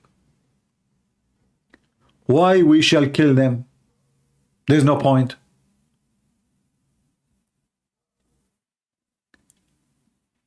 The only reason to kill dogs, all dogs, if you are an evil person, I don't see any reason. Dogs can be very beautiful. For sure, there is like a bad animal, or they have some rabies or etc. But generally speaking, but all even a human, there's a human they have rabies. There's a humans bite people in the street. There's a human they kill people in the street. This is not only happened to dogs. This happened to all creatures. But the major number of dogs are beautiful. And they are always helping us in life.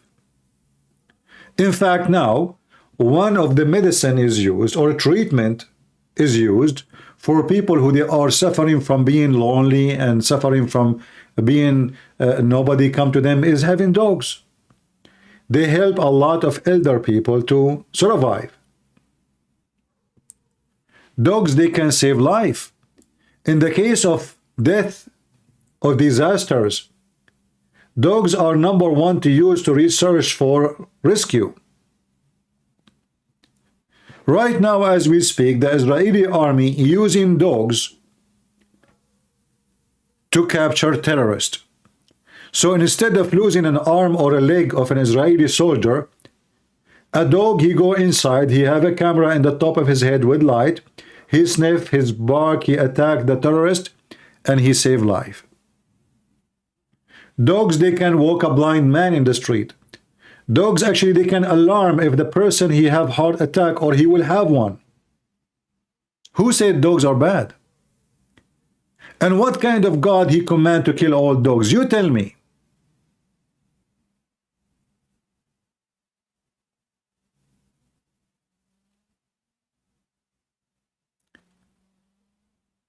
I trust a dog in my house, but I will never trust this idiot to enter my house for a second.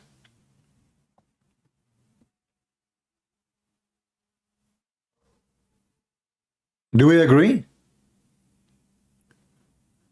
In fact, those can be, you can trust them more than a human. You feed the dog, you treat the dog nice, the dog will give his life to protect you.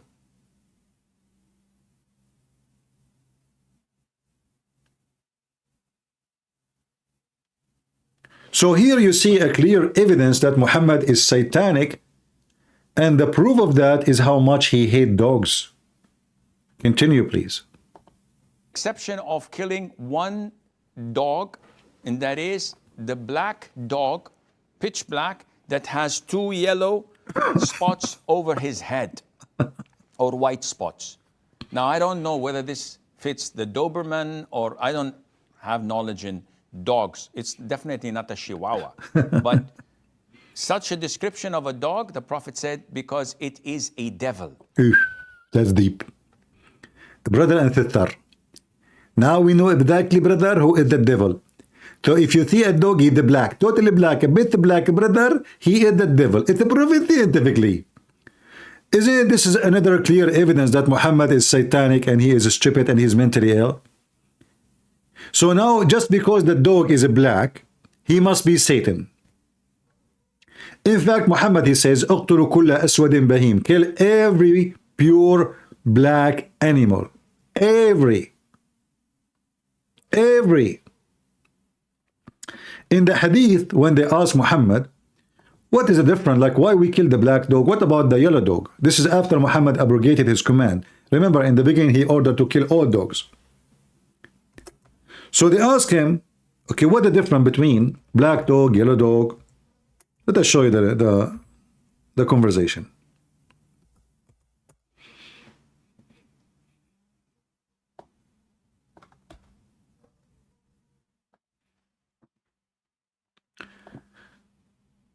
So this guy, he asked the companion of Muhammad. He said to him, so why only the black dog? What is matter with the black dog?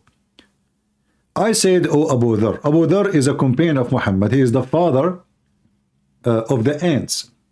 What feature, sorry, is there in the black dog which distinguish it from red dog or yellow dog? He said, oh son of my brother, I asked the Messenger of Allah as you asked me. He said the black dog is the devil. So yellow dog, which means blonde, there's no way is the devil, is the cute. Right? Red dog is the redhead dog. He's cute. Black dog is the devil. And for sure Muhammad is not a person who hate color black. Obviously.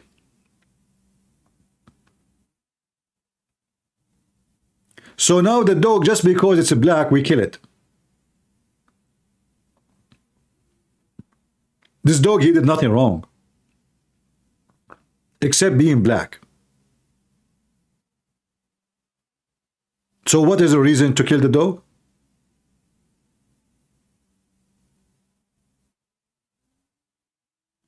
What is the reason to kill the dog? It is the devil. Suddenly the devil become a dog. You know, this devil, he come to Muhammad in the shape of an angel. Why in the world do you want to become a dog?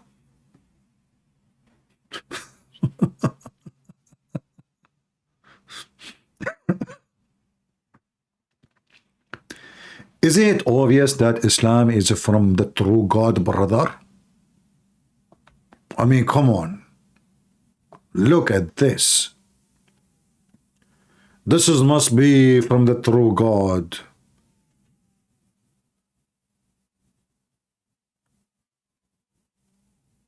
Muhammadans?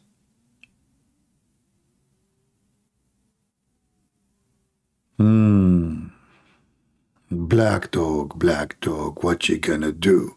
What you gonna do when Muhammad come for you?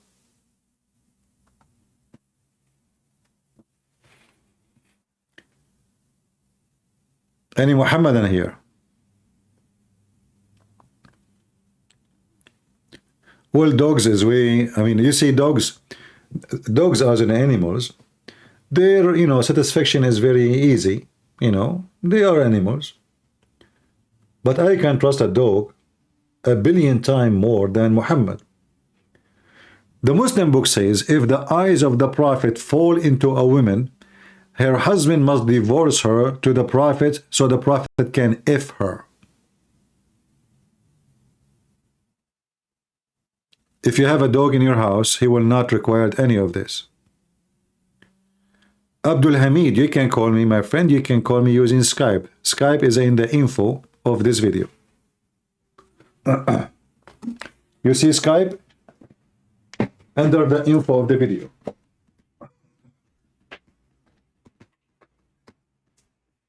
And you can invite your Muslim friends to join us in case they like.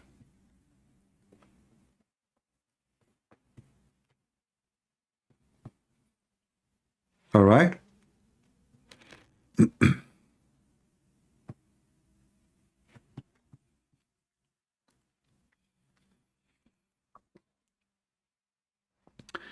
Let us see Skype if there is anyone trying to contact us. Until now, I didn't see any. No problem.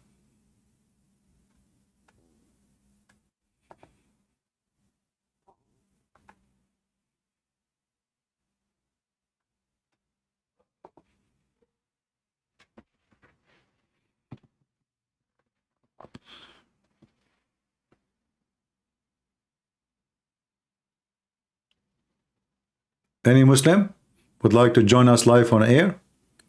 We believe Islamic is a pure satanic cult. We believe that Muhammad is nothing but a pagan satanic man. And we have all the reasons and the evidence to confirm that. If you are a Muslim who think that we are wrong, and you think you can prove us wrong, feel free to prove me wrong. Unavailable Skype, how it is unavailable? Why it is unavailable? This is my Skype. It is available. And I am live on air.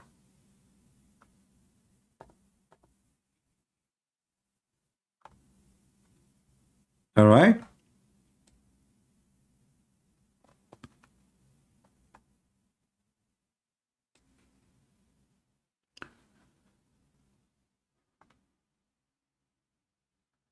Abdul Ahmed 123, this is his name.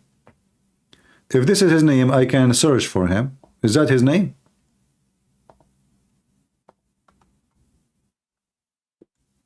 Is that his Skype? He can give me his Skype and I can search him, no problem.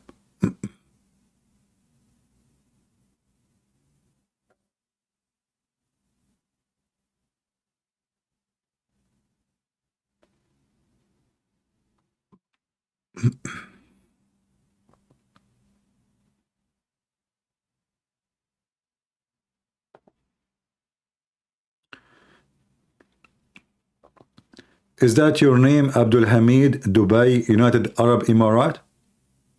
Is that the one?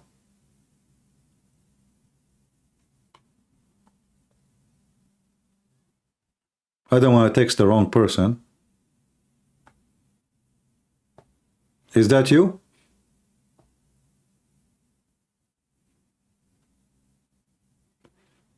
Just let me know. And I will text you immediately.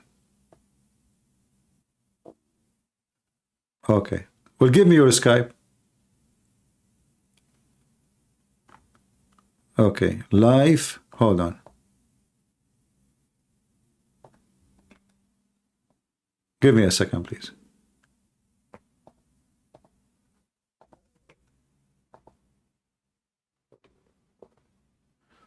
This is the same guy. I think he was blocked yesterday, maybe. Because still I cannot find him.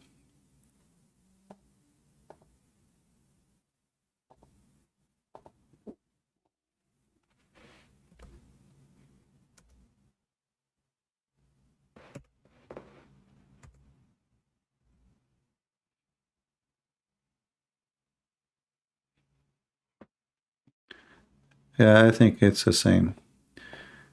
Do we have any Muhammadan here who would like to join us?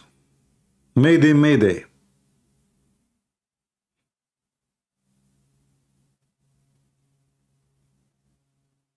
Anyone?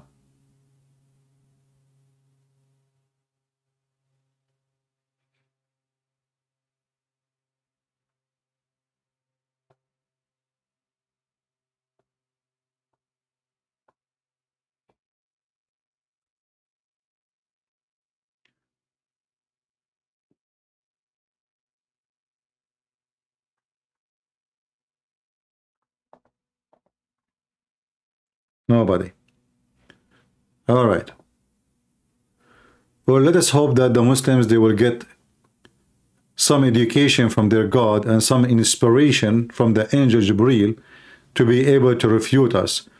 You know, all what we see from Islamic religion is nothing but superstitions and stupidity and fictions.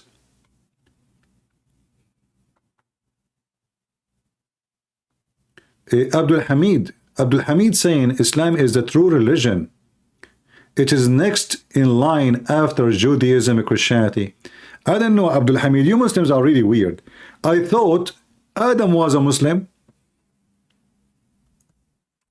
So how Adam was a Muslim, and then there is Judaism and Christianity? According to Muhammad. And you see the Muslim, they don't even know what they believe in.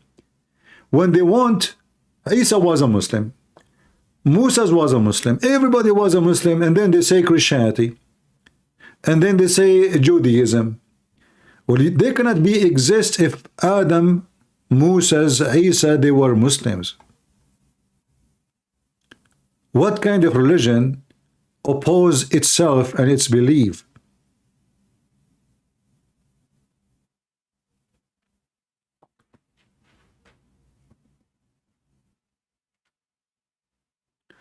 So Abdul Hamid, why you don't give me your Skype, my friend? Give me your Skype. Give me your real Skype. Come on.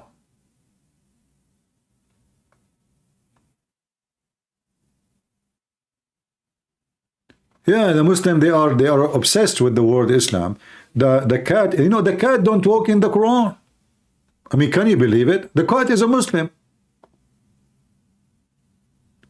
Even the cat is a Muslim cat.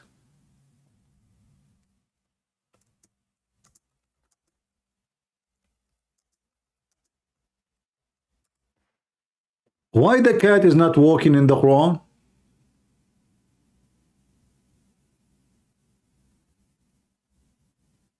Can you explain that to me?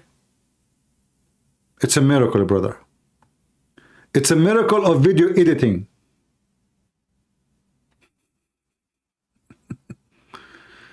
Look at this, look at this. The cat is not stopping in the Quran. Listen, listen, listen, listen. How you explain that to us, brother? Look at this. Subhanallah, Subhanallah. Listen carefully.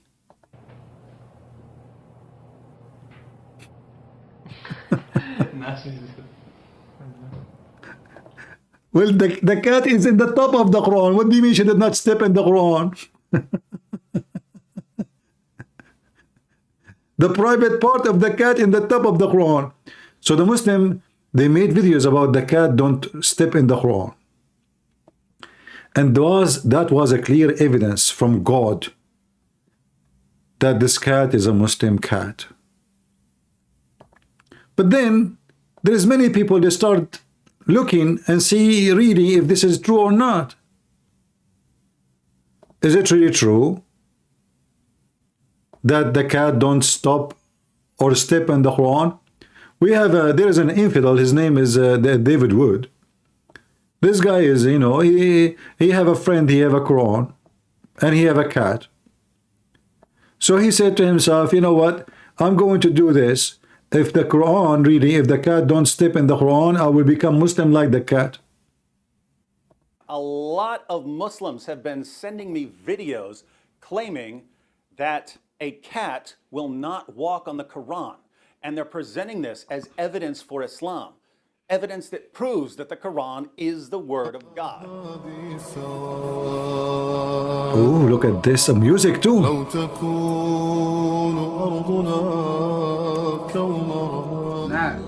Wow. It's not stepping on it. Ah, look at his mouth. Wow. How powerful the Quran. Yeah. Quran. Look, this guy, his hair is up already before watching the video. Wow. Yo, the cat is literally walking around and over. Oh my goodness. Look at those Qurans. Look at those Arabic Qurans. Let's take away the food.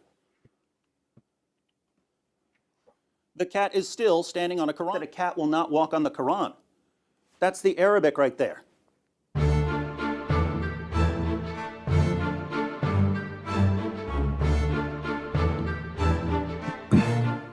Ordinary cat food.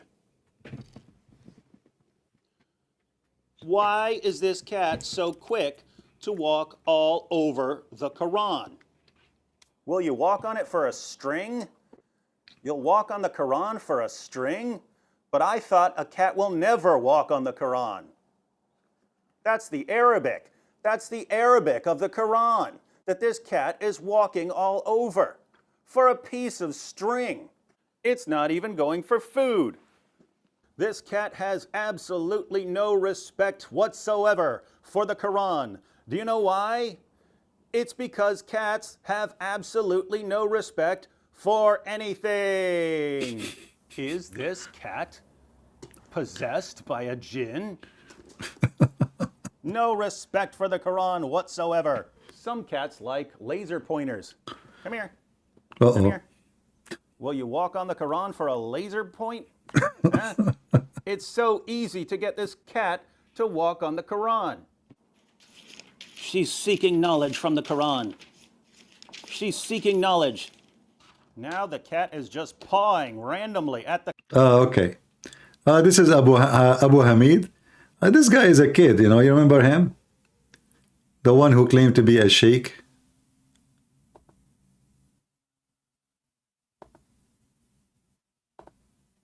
Yeah.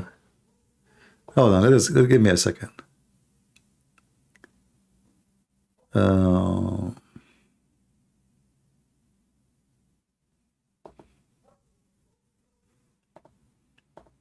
The Quran. Oh my goodness. She's destroying my Qurans. So why do Muslims use arguments like this? It took me 1 to 2 seconds over and over again to get this cat to walk all over the Quran. Why do people claim that a cat will not walk on the Quran? Do you know how you do that? Do you know how you get those videos? You film a bunch of footage of a cat around a Quran, and then you post all the clips where the cat... Hello? Hi. Assalamu alaikum. Wa alaikum assalam, wa alaikum To all assalam. the Muslims. Huh? To all the Muslims. To all the Muslims. Yeah, Christians, there's no salam alaikum, no salam alaikum. So what do you want to do? You want to kill us? What do you mean there's no, that's only Muslims? Oh, you guys get dawa. You got what? Dawa. What dawah mean? Dawat Islam. What does that mean? I don't understand. I don't speak Arabic. Do you speak Arabic? I understand a little bit, yes. So why you are using a word you do not know what it means? Dawat Islam, I know what it means. What does it mean? Tell me. Like to give invitation to the truth. Oh, okay. So is it the truth that the black dog is the devil? We had this talk before. I don't really... Hadiths are more complicated than you make it to be. So who will make it complicated, the Muslims or the dog? Because hadiths are not the word of God. Allah did not... It's not Allah's speech. Ah, okay. But so Muhammad is speaking from his own mind, lying about what Allah told him to say?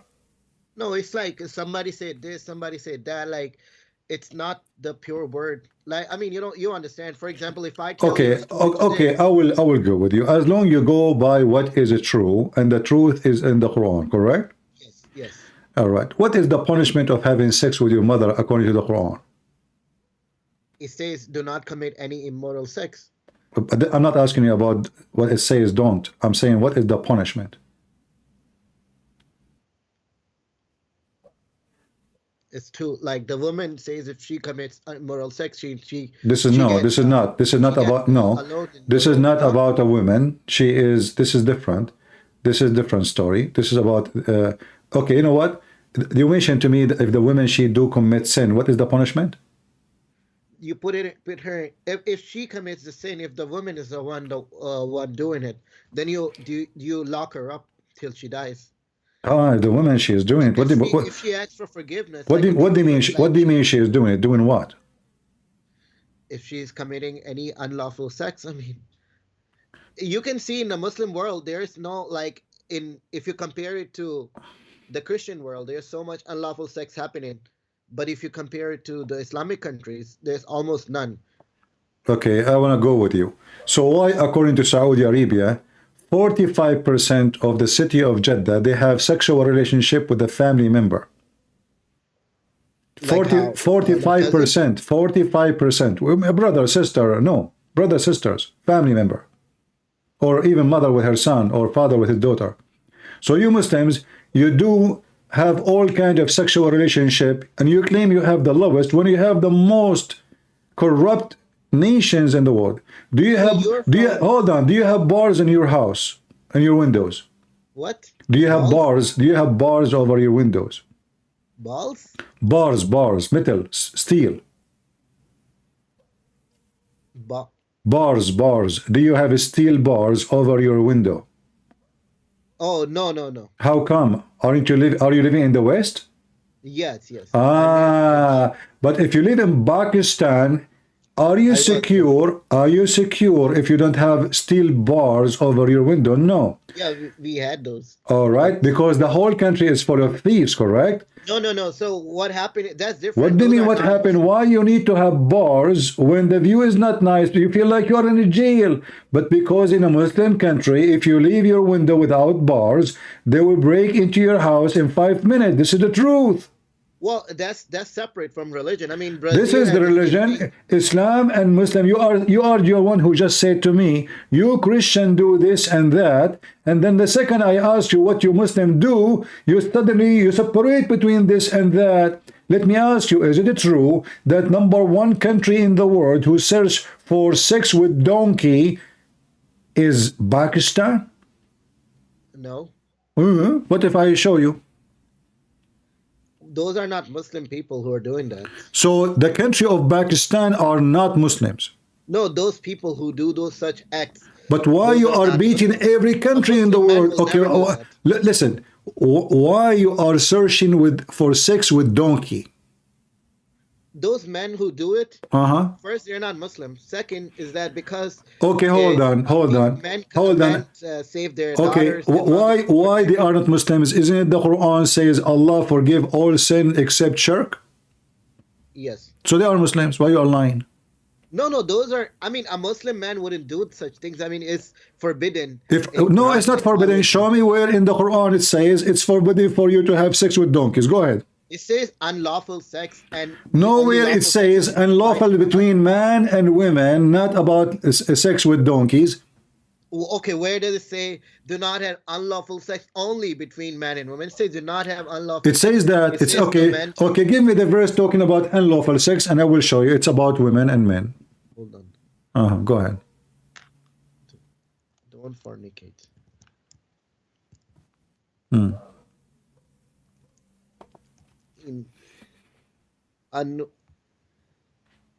Oh, that's the punishment. So if you see Surah An-Nur, I mean, that's the punishment for, if you read it, it says, hold on, there's a clear ground. Which one? Yes, 24:2. 24? Chapter 24. Yes, okay. Yes. Okay. You said to me, there is a proof evident that this is about animals, but this is about female and male. Yes. A zani was zani. Why you are fabricating stories? I mean, so same female, time. What? Same. Where did they are human and women. A zani was zania. You don't speak Arabic. Arabic is my language. A zani was zania. A woman adulteress or a man adulteress. If they fornicate, okay. So hold on, but you know what? I want to show you something. You just confirmed that having sex with animals is haram, but this is not in the Quran, correct? It's not. I mean, it's not. It's a common sense. If it's saying adulteress, a female or a male, I mean, a guy. Okay, hold on. With anybody. All right. You just said it's a common sense. Yes. Is it a common sense to have sex with the children? It's wrong. It's wrong? Yes. So why the hadith says the prophet he have sex with the child, she is 6 years old? Again, hadith, I mean, I was saying hadith could be wrong. Okay. Aisha's age could be 19 years, and a lot of 19. When Aisha, she was 19, Muhammad was dead 3 years already. Well, that's the thing. The age is. The age is okay. What about if I show it to you from the Quran? You just said it is wrong already, and you don't accept the hadith because of that. But the Quran says in chapter 65 that divorcing children who they never have their menstruation. So why the Quran teach you to have sexual relationship with the children who they never have their menstruation yet? Okay, first off, there are two understanding. Number one is that pre-Islamic Arab, they used to do those nasty things because they were not like they already had a marriage with children. So those nasty people, when they had sex with children, Quran was for everybody. What nasty things? So your prophet, when he married Aisha at the age of 6, he was doing nasty, and I yet just say that that's not confirmed. what do you mean not confirmed? So why it says Sahih? Because even if it says Sahih, it's not the word of Allah. Like it could be transmitted wrong. Maybe Bukhari was a bad person. I mean, how do you know? How do you know? Okay, so let us just throw all the hadith in the garbage. Then what do you think? You don't throw all of them. Like So how you know which one you are? You know, you are confusing me. When so why when you Muslim you say authentic, then you say maybe it's not authentic. So are you saying to me that there's no confirmation of anything in the hadith? So how you can believe in it? Can you repeat that? If you are the one who just mentioned to me that Al-Bukhari might be a bad person, which means everything in Al-Bukhari might be bad, correct? Yes. All right. So now Al-Bukhari is a piece of shit. Yeah. Okay. He said, yeah. Okay. So now, how you can teach me about your religion? There's nothing in the Quran. The Quran is an empty book. It's not an empty book. Well, let us see if it is an empty book or not. Yeah. Who is your prophet? Prophet Muhammad sallallahu alaihi wasallam. Who is he? Just his name is Muhammad. That's it. Or what you know about him? But we don't need to know about him. We worship Allah. We don't worship a human being. You do not need to know anything about him? What you said? You do not need to know anything about him? I mean, all we need to know that Allah, he sent his message through him. That's all we need to know. We don't need to know anything more than that. I mean, Okay. what do you know about? What is the name of your prophet wife? What? What is the name of your prophet wife? I mean, there are certain things in Quran where it's like I said, we don't really need to know about Okay, so now you are saying to me in your book, never said who is Muhammad, never said who is his wives, never said who is his father, never said where he is from, never said what his ethnic, never said anything about. So you know you are following a man, you know nothing about him, correct? We are not following a man. We're following God who made. No, you are following a man. Isn't it the Quran says whoever obey Muhammad is obeying Allah? Because it's like he was just like Jesus was. No, Jesus is God. So you have to follow God. But your prophet, why you have to follow Muhammad? Jesus is not God. He never said he is. He said he was sent by the God. He was sent by God. Okay, let us go with you. So Jesus was sent by God. Muhammad was sent by the same God?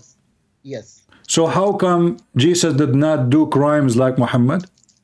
Well, first off, Jesus, or Isa, peace and blessings be upon him, he died really young. Like he was 30 years old when he was taken by Allah. He died. Yes. Okay. So when he was taken by Allah, why Allah took Jesus to heaven and Muhammad is just under the ground? I mean, Allah knows best. Allah knows best. That's an answer now? That's a metaphysical matter. We don't. No, not metaphysical. There's a reason. Everything have a reason. Why Jesus, according to Islam, is alive in heaven and Muhammad eaten by cockroaches? Okay, you said everything has a reason. Why God need Jesus to be sent to forgive sin? Why can't he just do it by himself? I mean, who said there is God who need Jesus? This is Jesus, he is God. Because for God loved the world, he sent his only begotten son to save the world. You do not need to. You go die, go to hell. So because of love, not because he need to. And now I will ask you the same question. Why your God, Allah, need to send someone pervert like Muhammad? Why he need Muhammad? Not a pervert, like you're... Okay, I will go with you. He's not a pervert, guys. Yeah. Why Allah he need Muhammad? I mean, we have free will, and that is false. That is false. You Muslim do not believe in a free will. If an accident happened, is it happen by free will or Allah he made it happen to you? It's both. Well, it can't be both. It can be. Let me No, explain it to you. no.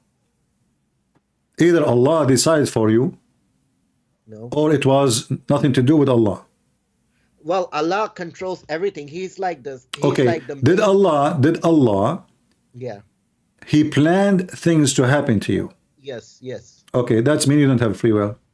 No, we do. It's like Okay, he planned if our your free will wife, too. if Like your he. wife, if your wife, she sleep with the neighbor, I don't have a wife. it was her decision, and the decision of the neighbor, it was a plan from Allah. Yes. What? Yes. He knew that these people will do it, so he made it I'm happen. not talking about a new. I'm talking plan. He knew, so he made it happen too. So he. It's Ah, like, so first he of all, made it happen. Yes. This is not about knowing. You just said he made it Yeah, happen. because Allah controls everything. Nothing happens without His So permission. why Allah want to make your wife sleep with the neighbor? What he is getting from that? Because He knows that these people will do it. Like it's like you. No. make a- You said he made it happen. You didn't say this is not about knowing. If Well, I know, first he knows, if I then know, he I make it can. happen. Okay, listen. I see a woman flirting with the man. I know they will end sleeping together. That doesn't make me God. But Because what we you're not God. what Like we if are you- talking about, Allah is making those two having sex together. Correct? Yes. Okay. So who is the one who is committing fornication? Allah.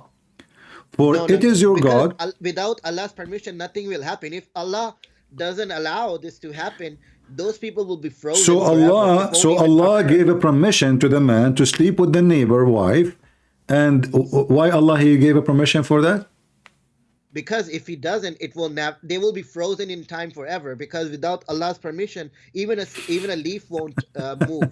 All right. So no, the leaf will move because simply the leaf have age. It's not up to you. Same time, That's not every man do fornicate, but you just said to me, Allah, He made people fornicate, correct?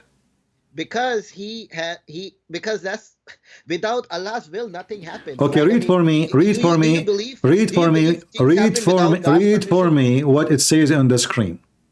Well, that's hadith again. I don't care if it's hadith again or this is your prophet words. We don't know. We don't know for sure. Well, so why you Muslim, you say this is the prophet said if you do not know for sure?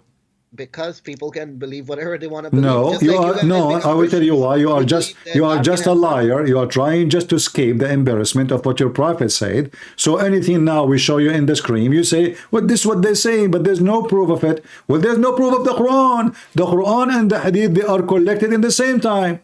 First off, there is proof of Quran because Quran has like a lot of miracles in it. Give me one. It's not a Give me regular one. speech. Give me one. I mean, for example, Big Bang. Big Bang in the Quran. Yes. If you don't prove it to me, are you willing to open the camera and do the monkey dance? No. Why? Because I mean, you may not just believe it in it. Like, what if Allah has put lock on your heart? I mean, What knock in your heart? common Listen, sense. either you can prove it or you are lying. So can you prove to me that the Big Bang in the Quran? There's some parts of Big Bang like that. There was smoke. Don't change the topic. There's no part of that. Either the Big Bang in the Quran, there is no Big Bang. So is the Big Bang in the Quran? Okay, let's do a different one. That's more. No, don't change. I want to go with the Big Bang first. I like the Big Bang. Okay. Okay. Prove it to me. The Big Bang. Let me.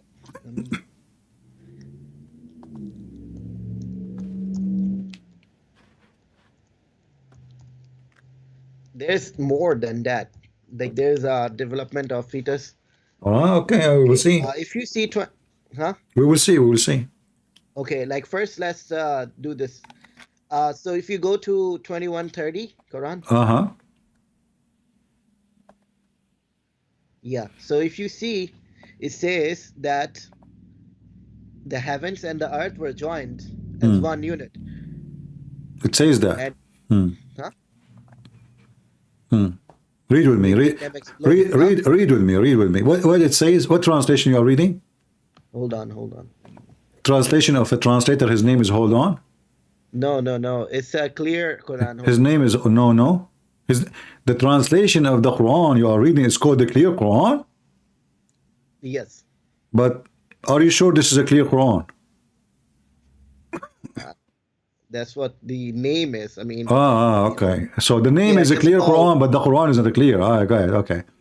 All right. Clear Quran. Let's see. Clear Quran. How come It's by. I don't see I'll it? tell you the name of the guy who did it. It's called the clear, but it's Dr. Mustafa Uh-huh. Khattab. Mustafa Khattab. Here we go. Mustafa Khattab. I find him here. Mustafa Khattab. Where Mustafa Khattab? Hold on. Give me a second. Mustafa Khattab. Here we go. This is Khattab. Yeah. All right. Tell me about it. Tell me about it. Go ahead. Do the disbelievers not realize that the heavens and earth were once one mass, then we split them apart? This is what Arabic says, realize. I mean, that's the translation. I don't Well, really. the translator is a liar because it says أَوَلَمْ يَرَى الَّذِينَ كَفَرُوا. Yara in Arabic means see. Do you agree? Okay, first off, there's two types Don't of tell me Arabic. first. One is Oh, old listen. Arabic, one is new. Does it say أَوَلَمْ يَرَى? Hold on. Which means don't the disbeliever see? Yeah. Okay.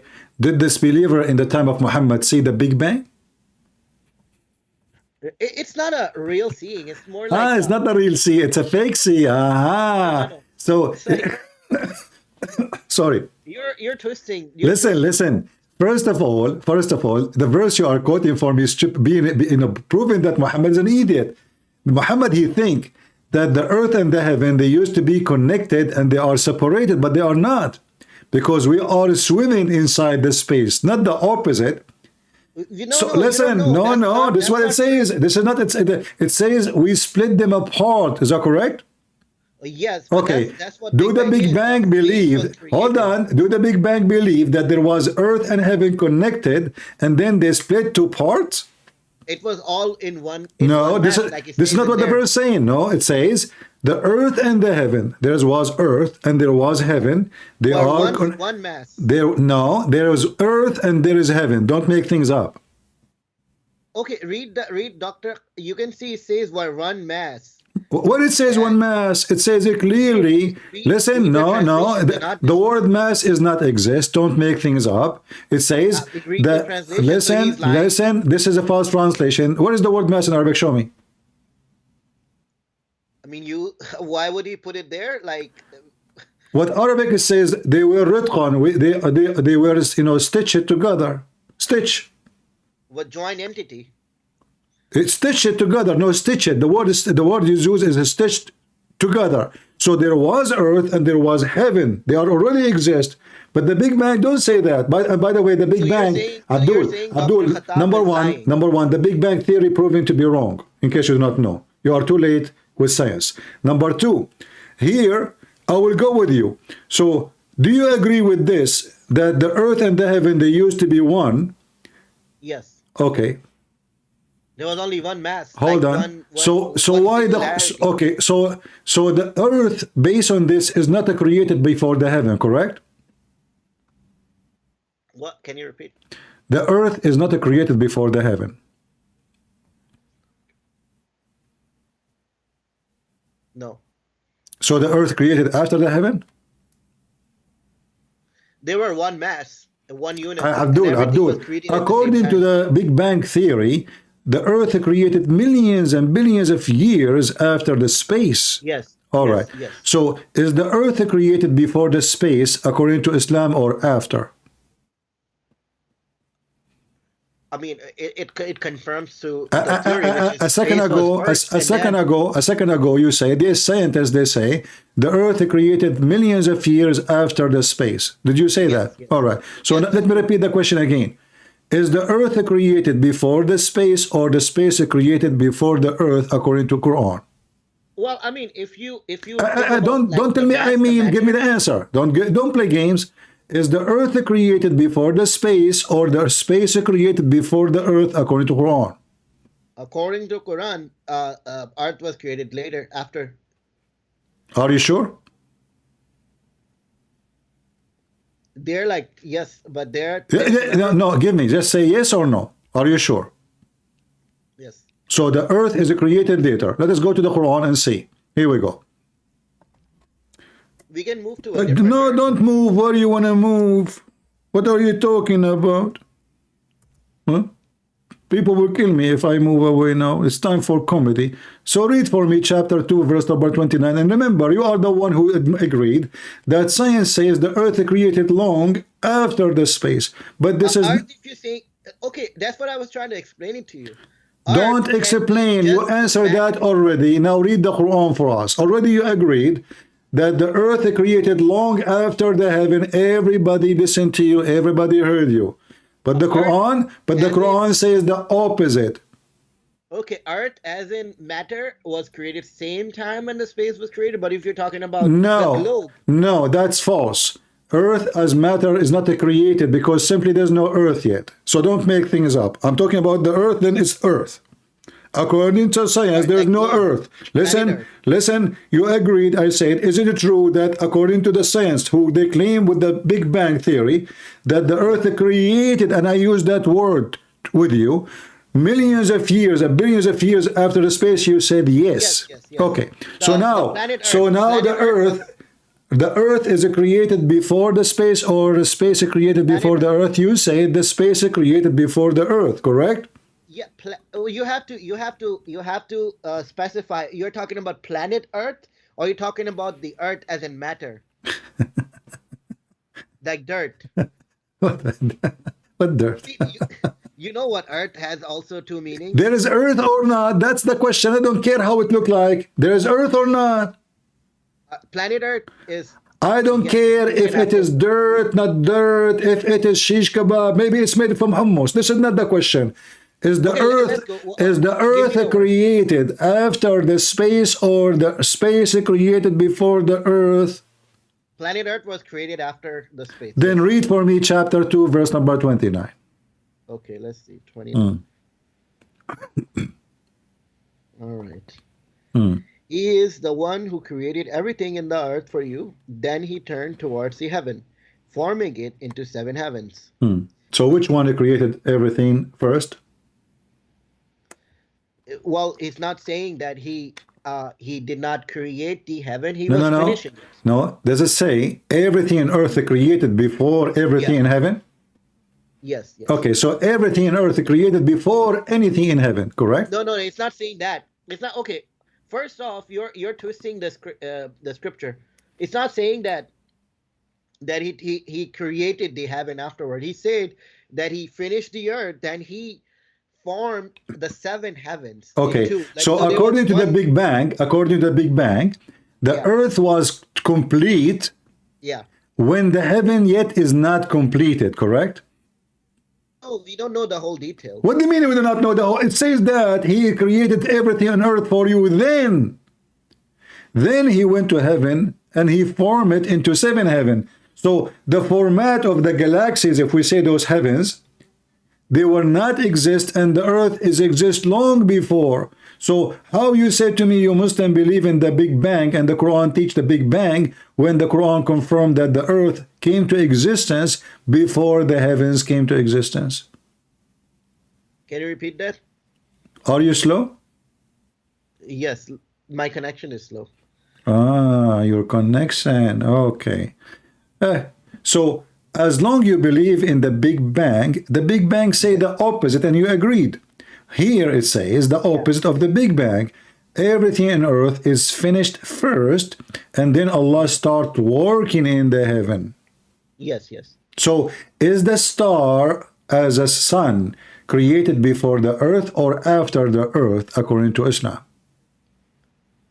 So just the sun itself was created. According to this verse, it seems like other stars were created later.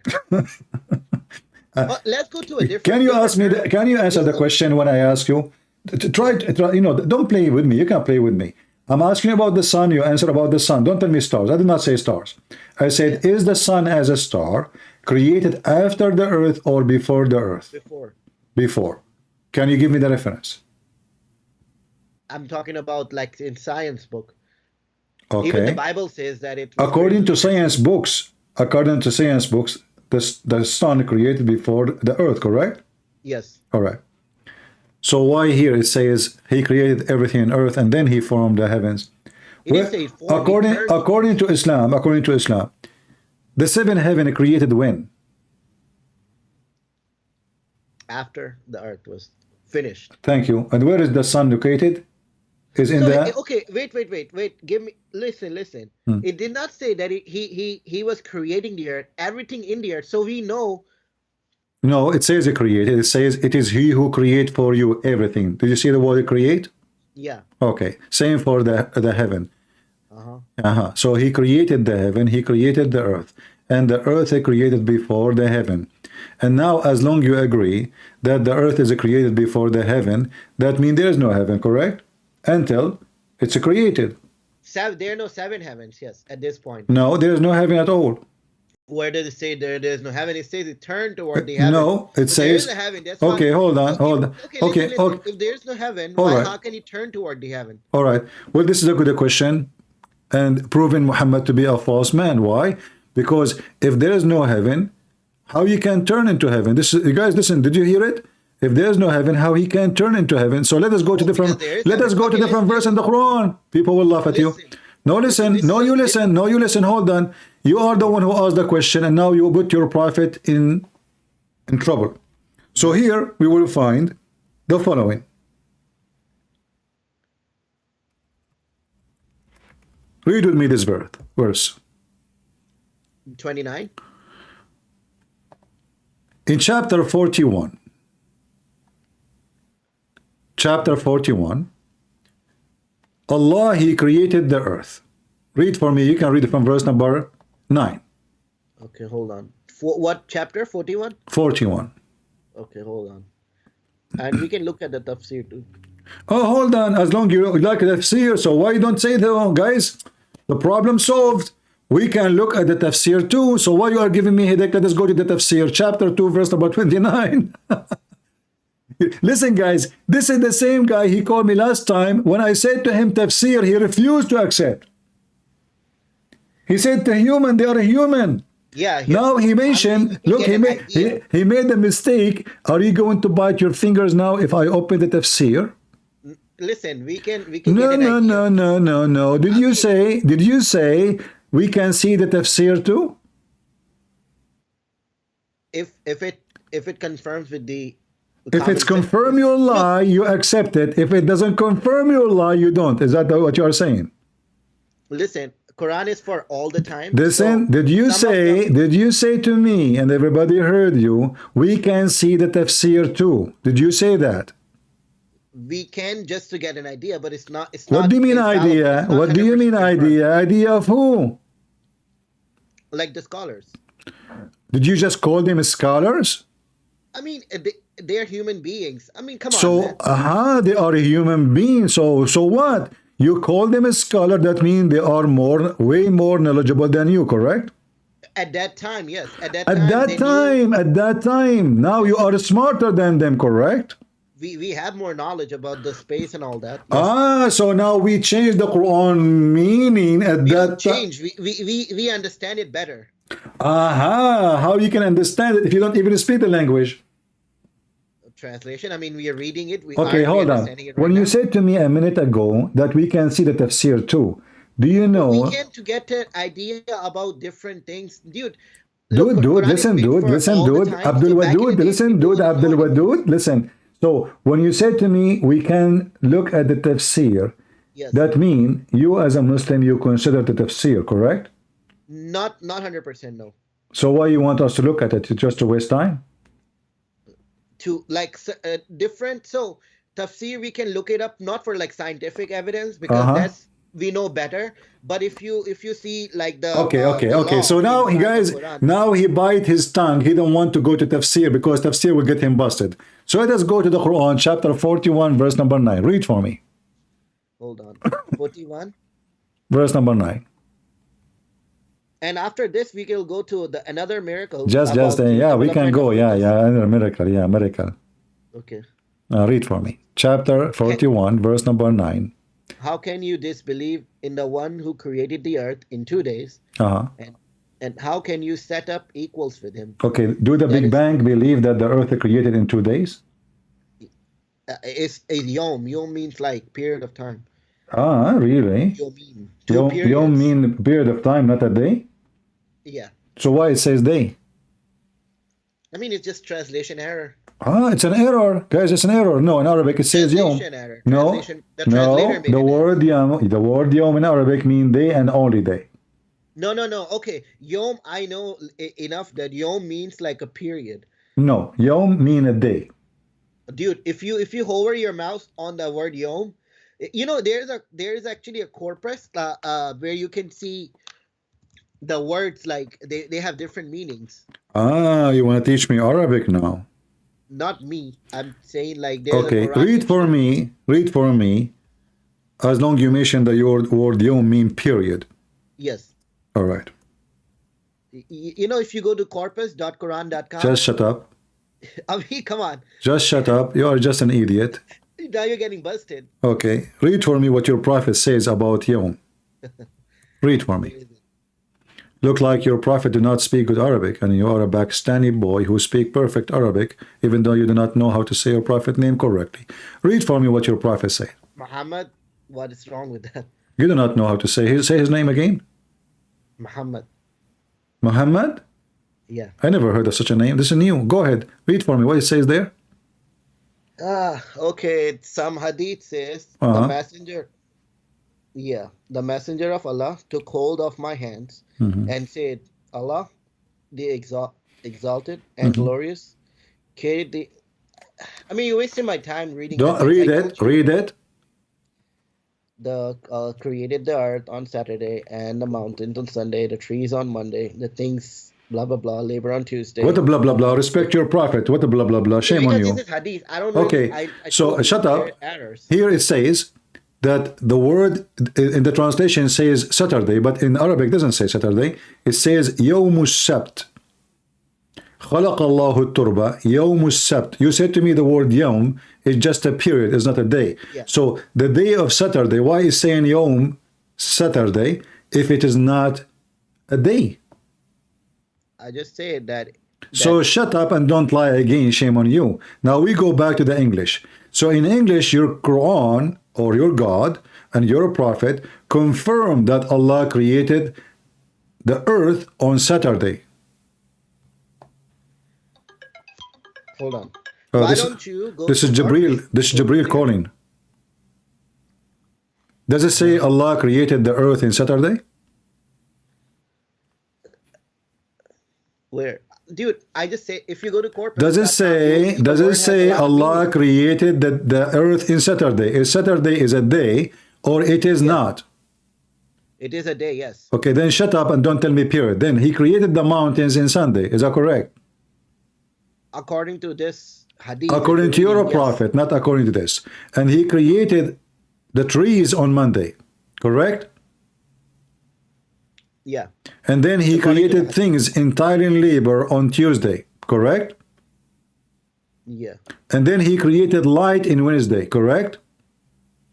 According to the hadith, yes. Okay, what is the light Allah created for earth at Wednesday? See, hold on, man. Wait a second. I will bust you in a moment. 4-9. Because you have a monopoly over Arabic, so you're using. Sure. Yeah, hold on. You want to call a sheikh who speak Arabic to join us so we can laugh? No. I am in the corpus.quran, and I can show you there. You are in the what? In the corpus? Corpus.com. This is a Quranic Arabic translation. Okay. Well, this is a website created by you, Muslim, translated by you. So what is the light created in Wednesday? Give me the name of the light. What? What is the light created at Wednesday for the earth? Give me the name of the light. No light. What do you mean no light? Okay, if you go to 41. Allah created the light on Wednesday. So the earth is already finished. And the light is created after the earth is finished. What is the name of that light? Can we go back to Quran, please? No, why you are throwing your prophet under the bus? Shame on you. It's hadith. I already told you that hadith. The hadith is an embarrassment for you, and this is why you are trying to avoid. This is authentic. Can we go back to Quran? There's a billion Abdul from Pakistan. They believe this hadith is true. So how come you are the only one who don't want to listen to it? I'm not the only one. There are a lot of people who are waking up. That's a lie. All Muslims Sunni. Aren't you a Sunni? I mean, a lot of Sunnis don't really follow all. That's true. You cannot be a Sunni. The name Sunni means to follow Hadith. How you can be Sunni? No, you cannot be Sunni and you don't follow Hadith. Otherwise, you cannot call yourself Sunni. Can we go?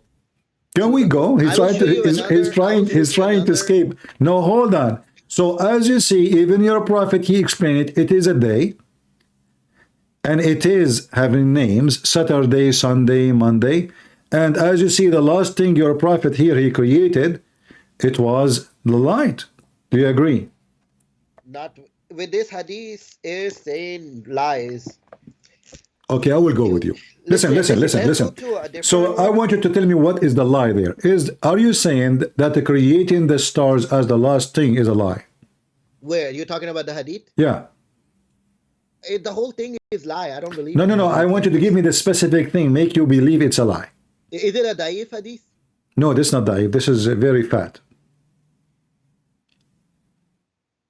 I don't know. Maybe it's a error in the transmission. Who knows, man? What do you mean error in translation? Translation. I speak Arabic. Transmission. Who transmission. knows? Transmission. So why you Muslim call it authentic if there's an error in the transmission?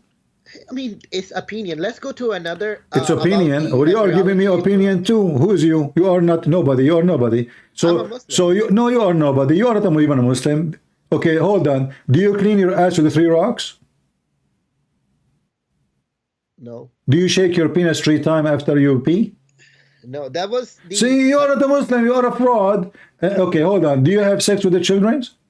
Oh my God, no. You are not a Muslim. Okay, do you beat your wife? Do you beat your wife? No. Do you look do you go to your son wife when she's alone and you flirt with her? No. You are not a Muslim then. I don't have a wife. A Muslim, he don't do anything except what Muhammad did and all those things Muhammad did. Okay. Do you eat your boogers? No. You are not a Muslim then. Do you drink camel urine? No. Then you are the Muslim. Okay. Do you bend over before the Imam or you don't? I go to mosque and pray, yes. Okay, no. Do you bow before the Imam or behind the Imam? Behind. Why? I mean, because we're all facing towards the Qibla. What's Qibla? The Kaaba. Is the earth is flat? How you can face the Qibla? I mean, it's just a way to make sure everybody is pointing at the same direction. It's not supposed to what be same direction? There is no same direction because simply you cannot face the Qibla. In a mosque, everybody's facing at one direction. At least in the mosque, I see. Okay, can you pray behind an Imam? He is a gay. I mean, I don't know, man. If he's a gay, so what do you know about Islam then? You know, when you called me first time, you claim to be a sheikh. And now, obviously, you know nothing. So let us go back to zero. Let us go back to zero. Listen carefully. Let's go to embryology. According to this hadith, yeah. Regardless if you agree with it or not, let us say somebody fabricated the story. Yeah. He said that the light created at Wednesday. Yeah. Do you find this is wrong? Yeah, this is wrong. Yes. Why? Because I mean, these things weren't created in days. It took billions of years. Yeah. Did Allah create Adam after noon? Nope. Are you sure? Yeah, because I mean, human beings we evolved after an extended amount of time. Okay, then explain to me this verse in the Quran. Yeah. Did you say yeah? I say yeah. Go ahead. Which verse? But I'm just sure. Did you say yeah? Yeah, about what? Yeah, you will explain the verse for me. Yes, go ahead. Well, you will regret saying that. Here we go. Chapter 17, verse number 11. 17:11. You're not going to embryology because you're scared. 17. Okay. 11. Okay. Now what? Okay. Translate. Explain to me verse number 11. It says that وَكَانَ الْإِنسَانُ عَجُولًا. The human being was ever hasty. What does that mean? Because we're always Yeah, we're quick to making decisions. That's false. The reason for that, when Allah was creating Adam, Adam could not stand up, so he said to Allah, finish me before the sun set. If you read, if he says humans pray for evil as they pray for good. This is not a question. This is not a question. Is it true? Is it true the reason for this? That a human being was hasty, mean he asked Allah to finish him before the sunset, yes or no? What do you say? Adam, when he was created by Allah, Allah was so slow. And Adam was so worried that the sun set before he finished him. And this is why it says, وَكَانَ الْإِنسَانُ عَجُولًا. The human being was ever hasty. Why? Because he asked Allah to finish him fast. No. This is a psychological fact. Shall we read the interpretation? Interpretation could be wrong. Look like all Muslim interpretation are wrong. Only you are right. Okay. Now listen. Why the Muslim scholars' interpretation is always wrong, according to you? Because the scientific facts could be wrong. They are what scientific fact? I mean, they are telling a story as your prophet said it. Even this one is false this is not interpretation. They are telling you what Muhammad said. Muhammad said, when Allah was creating Adam, Adam says to him, finish me Allah before the sun set. And you believe that woman was created by a man's rib? Why not? I mean, that's a silly thing. No scientists believe in that. Okay, so if that is in your religion, what you would do? No. Okay, I want to ask you. Okay, hold on. You are laughing. If this is in your book, what you would do? What? I'm going with you. Quran. Huh? It's not in Quran that. Okay, we will see. Woman was created by I want you to say to me, if I can show it to you from your books, you will spit at your religion. Is in Quran?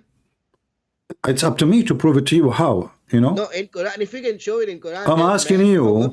You are laughing, and everybody heard you laughing, and you said this is silly and stupid. Yeah. All right. So if I prove to you that this is what you Muslim believe, what you will do? Muslims can believe in whatever. I'm saying, is it in Quran? Okay, hold on. Okay, according to the Quran, Allah created Eve from who? From what? From where? How Allah created Eve? He said we created everything in pairs. Okay. Everything in pairs. So Allah, according to Quran, did not create Eve from Adam? They created them together. Oh, so he created pairs, correct? Yes, one male, one female. Yes. So if somebody believed that Eve created from Adam, he must be stupid. Do we agree? If he says that Eve was created by Adam's rib, that's... I don't care about what. I'm asking you. You just said a second ago. I just said. You know, if you want to laugh, I will wipe the floor with you. Don't do that. I will. You know, don't go there, Abdul. So listen carefully. Everybody will die laughing at you in 2 seconds from now. So according to your religion, did Allah created Eve from Adam, or Eve without Adam, which means Adam alone as a person and Eve alone as an individual? So scientifically... Don't tell me scientifically. Tell me what I'm asking, Abdul, potato. Did Allah create Adam and then he created a person, his name is, or her name is Eve, or he created Eve from Adam? For or from? From. He created both of them together. This is not the question. Hold on. Did Allah create... Don't search Google, potato. Did Allah create Adam first and then he created Eve alone, or he created Eve from Adam? He's searching Google, potato. Coward. You are a coward like you're a prophet. You don't have balls. You don't even have a penis. You have a peanut. Why you are doing this? You already answered me. You just laugh at anyone believe that Eve created from the ribs of Adam, and you were laughing. All right, I'm laughing with you now. So the question is, as long believing that creating Eve from the ribs of Adam is something stupid, so answer the question. Was Eve created from Adam, or Eve was not created from Adam? I mean, I don't know. I don't know. Suddenly you do not know. A second ago you were laughing. Give me the answer. Do you believe that? Aren't you the one who said to me Allah created them in pairs? Everything in pairs? Okay. So when Allah created Adam, he created Adam and Eve, correct? Yeah. So he did not create Eve from Adam, correct? You're talking about the body or the spirit? Hmm? What body? What spirit? But donkey. Everyone have his own spirit alone. What's wrong with you? I'm asking you. When Allah created Adam, did he created Adam and then he created Eve, or, which mean individually, or he created them in pairs? So do you agree that Eve created, shut up, okay, individually. So you agree that Eve is not created from Adam, correct? Not from the rib, no. I'm not talking about the rib now. Do you agree that Eve is not created from Adam?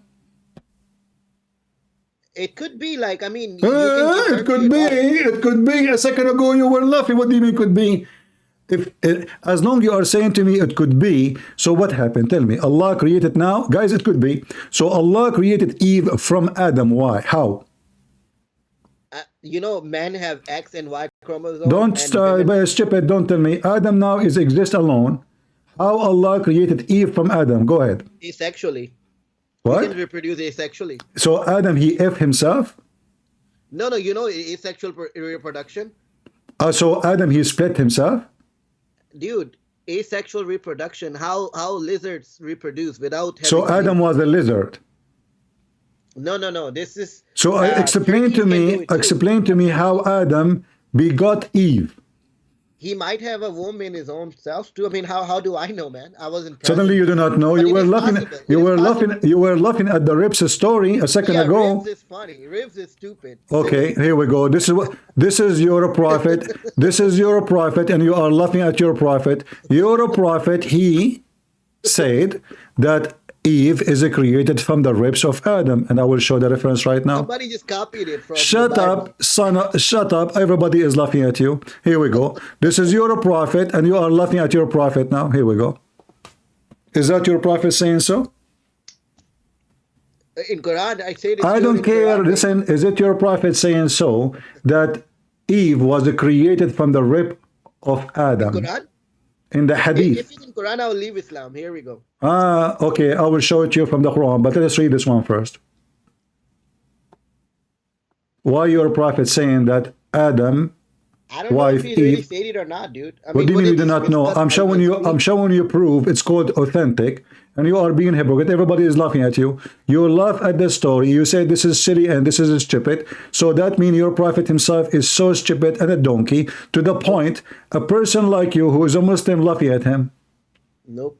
Yeah, you are. Everybody heard you. It says here clearly that women are created from the ribs of man. So whoever wrote this is the one who's silly. Okay, so listen, is Adam, you are the one who said to me that Allah, when he created everything in pairs.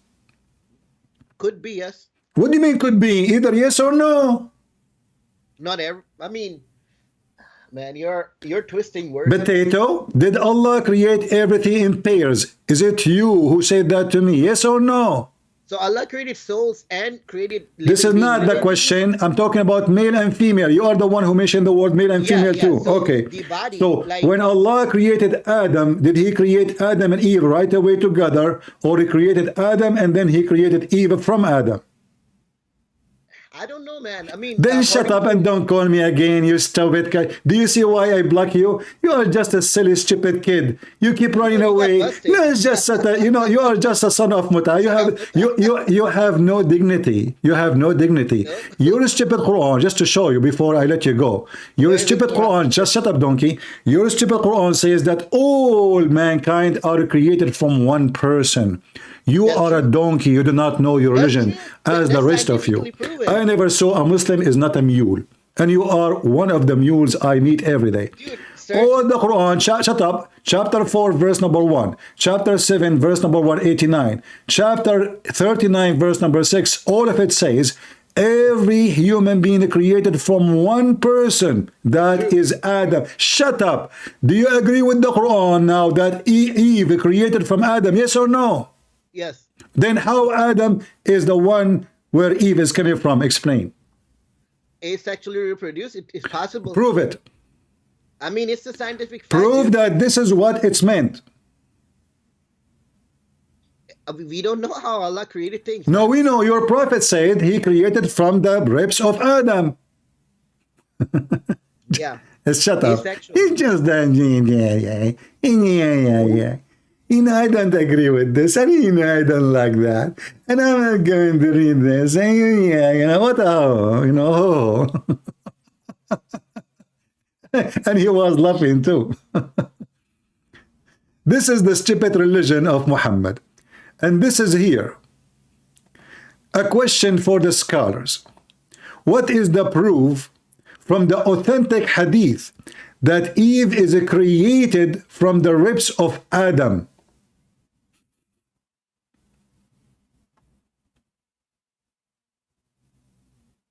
Do you see it? And here is the reference. Potato.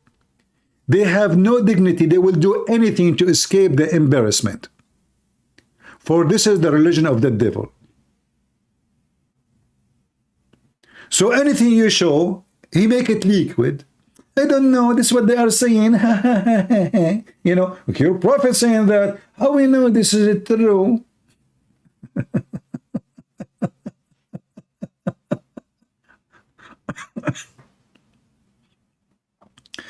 Oh boy. And he was laughing at the ribs. It's a silly story, stupid story. Your prophet, he adopt, if this is a stupid story, will your prophet look like he adopt silly stories always? Yeah, well, it's okay, we had fun. But do you see, guys, we show them reference, we show them, we don't give them speeches.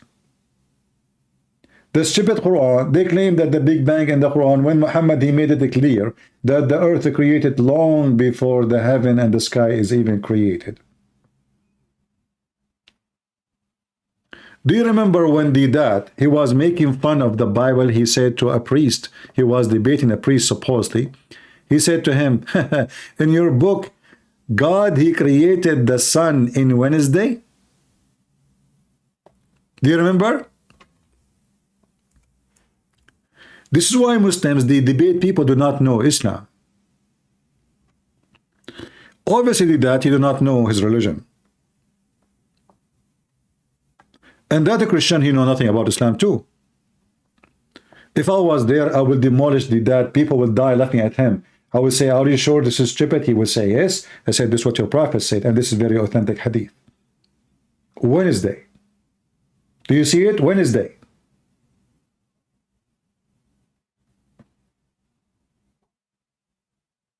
This is your religion. So Muslims, they look like they are doing good in debate when they debate a fool or ignorant. Here they look like a bunch of fools, and they try to escape all the reference and the evidence. When they want, they say we believe in the hadith. When they want, they accept the tafsir. When they want, they refuse the tafsir. For this is very satanic, sneaky cult. You will not find a Christian saying, I don't accept this, I don't accept that. If you don't, you are no Christian. You cannot pick your cherry from the Bible. Says, I believe in that, I believe in this only. Either you believe in the book or you don't.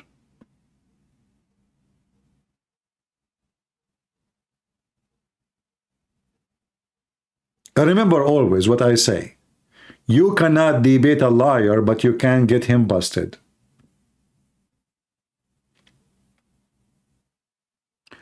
Do we have any Muhammadan?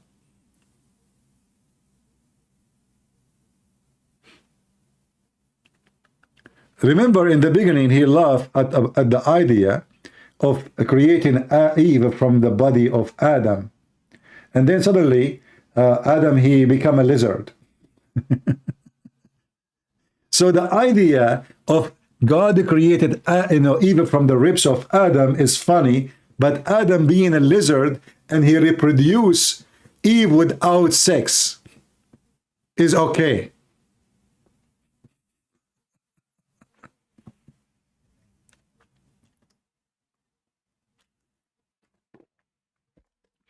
The lizard Adam, peace upon him.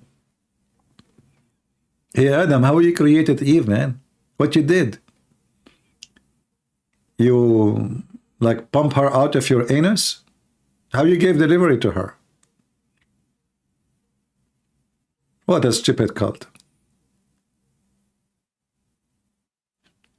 Don't forget to subscribe and join us in our channel if you like what we do. Are we having good time? Are we learning? Here we don't have mercy. We don't sugarcoat things. We say it as it is. And as you see, we never mention one statement without giving the proofs and reference. They are the one who have nothing. They are bankrupt. They are bankrupt to the point they are trying to rob their own bank and drop their bank on the trash. They wish they can delete all what Muhammad said. And now they have a new method to delete what Muhammad says. I don't agree with it. We do not know it's true or not. So they call it authentic when they speak to each other. They say it's not authentic when they talk to us, for they are ashamed of what their prophet is saying. You will not find a Christian ashamed of what Jesus said. You will not find that what Jesus said is da'if. And yet they claim that Islam is authentic and it's preserved. If your prophet's statement, according to you, is totally corrupt, so what is left?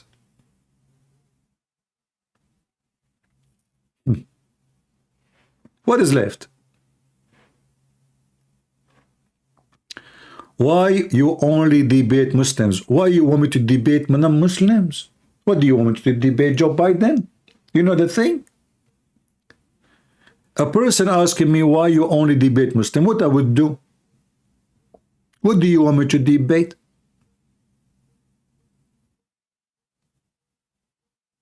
Do you have an idea? Because my topic is Islam. Guys, why you debate only Muslims? Because I have degrees in this garbage cult.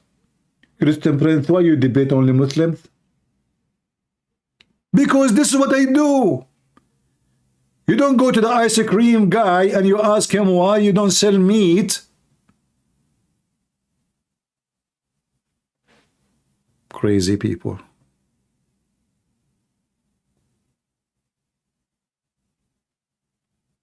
Weirdo. Do we have any Muhammadan?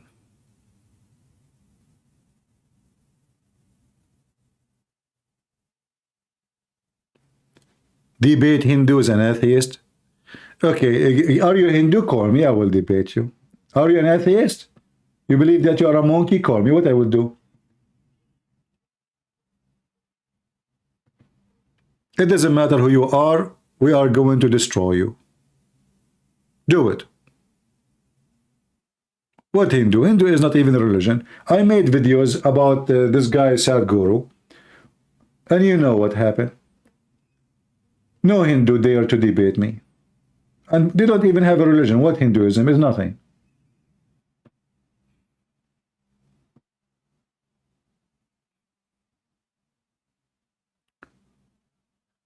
Any Muhammadan?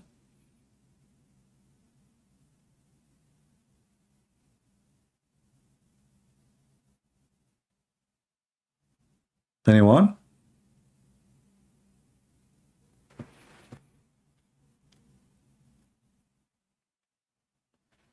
Middle East sleeping now? You are mistaken, my friend. The Middle East is very awake at night. They are watching porn. You know, when I was a kid, once I went to the roof. Like in the Middle East, we have roofs from concrete, not like in the state. So I went to, like, you know, a big building. So I went to the roof, and then everybody in the roof is changing the direction of the satellite. I mean, it's really weird. Everybody on the roof working in his satellite. Afternoon, I went for a walk, And then, you know, I was a teenage. So those kids, they came to me, they says, hey, did you change the direction of the satellite? I said, why? I won't change it. It's working fine. They said, all the porn channels are changed. And guys, you should see my neighbor with the long beard. He's a sheikh of the imam of the mosque. He was working with his son. Say, hey, son, is the picture is coming? The whole nation is on the roof, changing the direction of the satellite. Why? Because the porn stations don't show up in this satellite no more. And you are telling me they are sleeping in the Middle East now? You have no idea.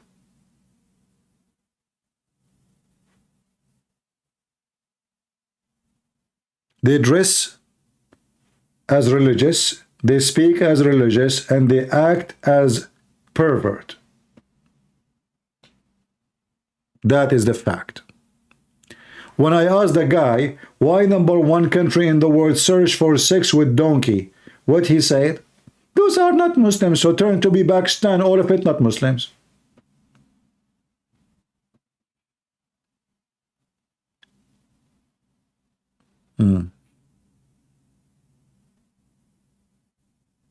Do we have any Muhammadan? Who is here for first time? If you are here for first time, don't forget to subscribe. And I feel sorry for you. You will be addicted. Mayday, mayday. Any Muhammadan would like to call us?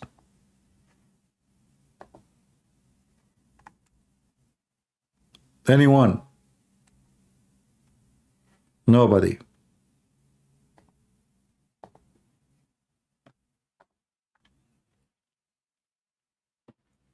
Yeah, you know, like when you speak to Muslim, they speak about Islam, how wonderful Islam. So if Islam is good, why Islam did not make a better person of you? Why every window, we ask him, do you have bars in your house? He said, no, I live in the West. What about in Pakistan? Every house in Pakistan, they have bars. Every house in the Middle East, they have to have bars. Why? Because there's no security. So, why there is no security in a country the majority of it is Muslims? Why in the state nobody have bars on their windows?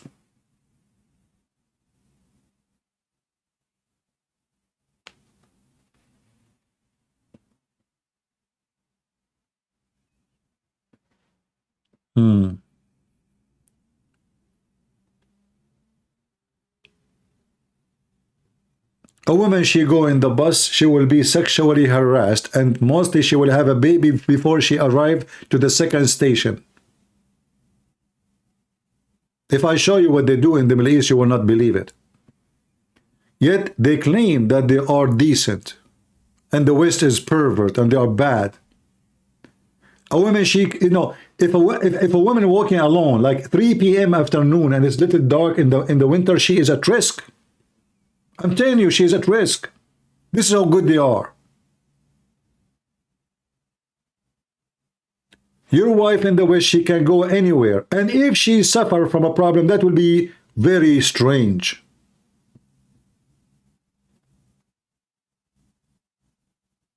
In the West, in America, if a man, he flirt with women in the street, they will put him in sexual harassment list. Is that correct, people? They will list his name for public as a sexual predator. In the Middle East, every one of them is a sexual predator. Women, she cannot. Look, this is Muhammad. A woman walking in front of him. Look what Muhammad did. This is their best man. This is their best man, Muhammad.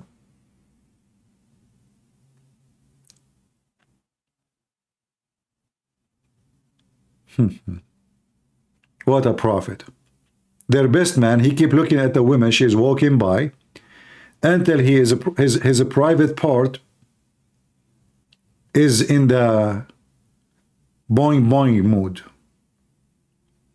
You know, how much evil he is, to the point he get horny for a woman walking by.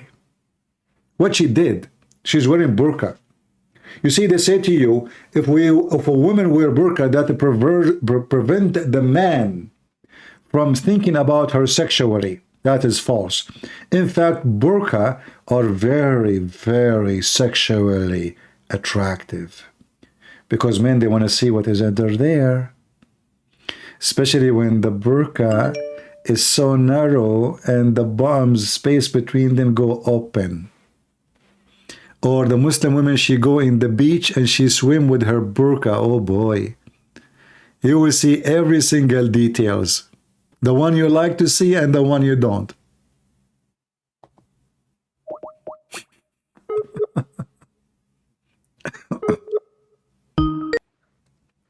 Hello? Hello? Oh, yeah, hi CP. Yeah, I was just commenting on the last caller that called, the one that was making fun of the rib. I think you missed it. He said, when just before he said the whole asexual thing, he said, maybe Adam had a womb inside of himself, but he finds it funny that, you know, that it could have been made from the rib. Yeah, I mean, he literally said maybe Adam has a womb.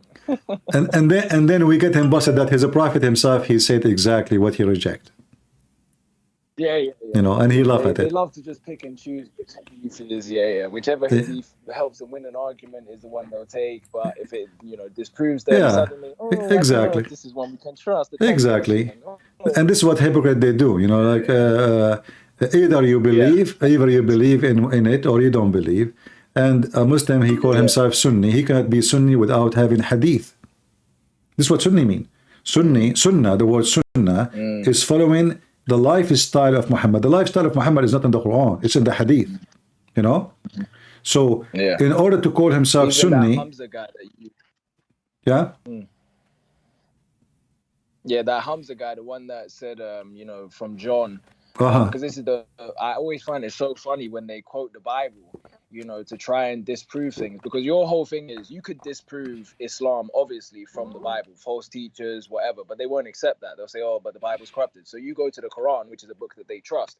But for them to try and disprove Christianity, they go into the Bible and they're saying, okay, this verse right here, okay, if Jesus said that, okay, we can trust that if that means something to us. But then, okay, read 2 verses on, it will say something that completely obliterates Islam, and it's like, oh, well, I don't know, well, can the Bible really be trusted? No, even the same verse, Jesus, he said, the Father. And I am what? No, even the same verse he's quoting, verse number 3.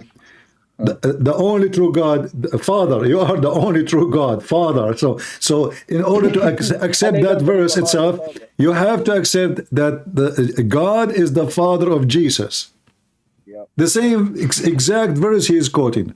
So they have a lack of IQ, lack of intellectual, lack of decency, lack of honesty, and then they try to prove to you that they have God. If you have God, you will not be doing what you are doing. At least be honest with your belief. At least say, my religion say this. But because they are following Satan, they have lack of decency. Zero decency, actually. And that's what I find funny.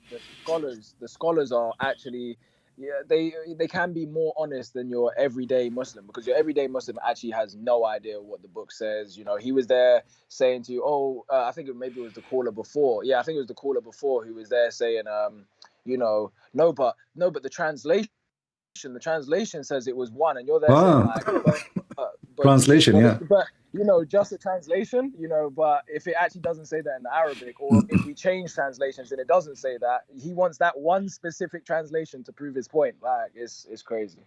Yeah.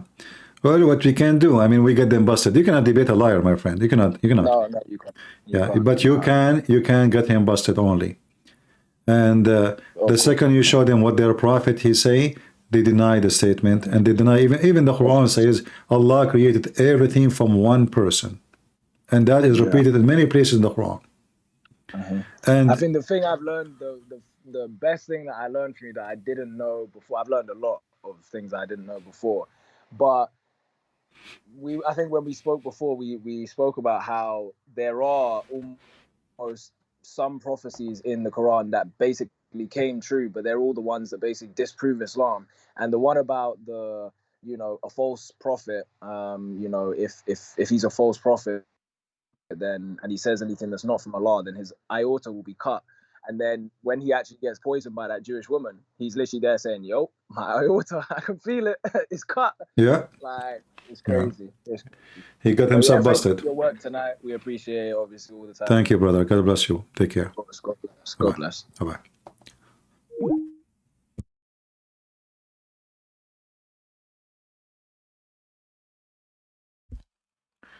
Actually, he is trying to call again. Shall we give him another shot? Have some mercy on him? Let us be merciful.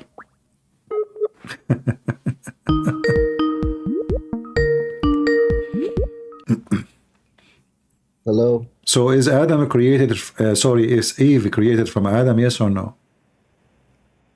Could be, yes. Don't tell me could be. You see, when you talk to me, speak like a man.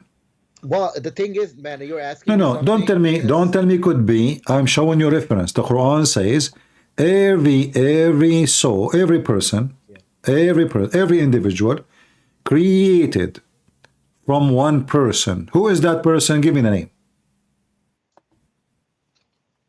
Adam. Okay.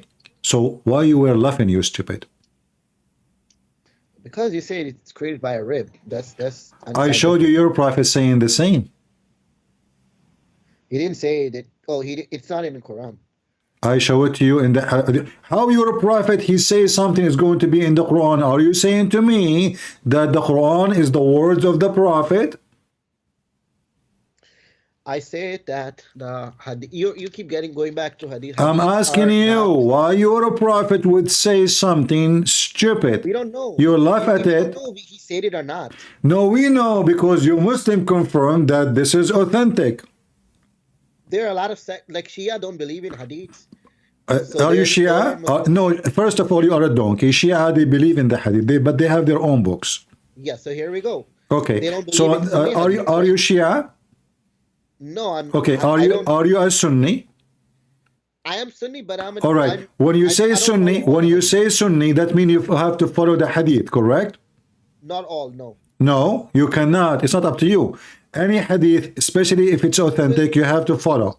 You're telling me how to follow my religion. Yes, sure, I can tell you because your religion says it clearly that in order to be a Muslim, you have to obey the Prophet. Is that correct? It also says do not follow any other hadith than the Quran. Does it not? Where it says that? Okay, I'll show you. Is that saying in the hadith? It says in Quran, do not, like what other hadith would you follow other than Quran? No. You see, you are just an idiot. You just confirmed that the Quran itself. You just confirmed that the Quran is a hadith, correct? Hadith means it's coming from Hidayah. Like no. Hold on. You just agreed that the Quran itself is a hadith. It's a hadith from God. Yes. Okay. So, hadith from God. So where is the command of your prophet? What are you even saying? Where is the command of your prophet? This is the command of Allah. Where is the command of your prophet? There is none. He's a human being. There's none of your prophet command. Only the command of Allah? Yes. All right. Then I'm going to ask you right now. In the Quran, in chapter 4, verse number 24, it says you do mut'ah. First, you asked me where it says do not follow any other hadith. Let me show you that first. No. Hold on. I had this, but I will show you where it says. That's why I don't follow all the hadith. I want to be a Muslim, not a hadith follower. Hold on. So we should not follow what Muhammad say. We shouldn't follow what people say that Muhammad said. No. Okay. What people say, what Allah say, because the Quran too came to you from the people. No, it's a Quran is. Who is the one who brought the Quran to you? Isn't it the people?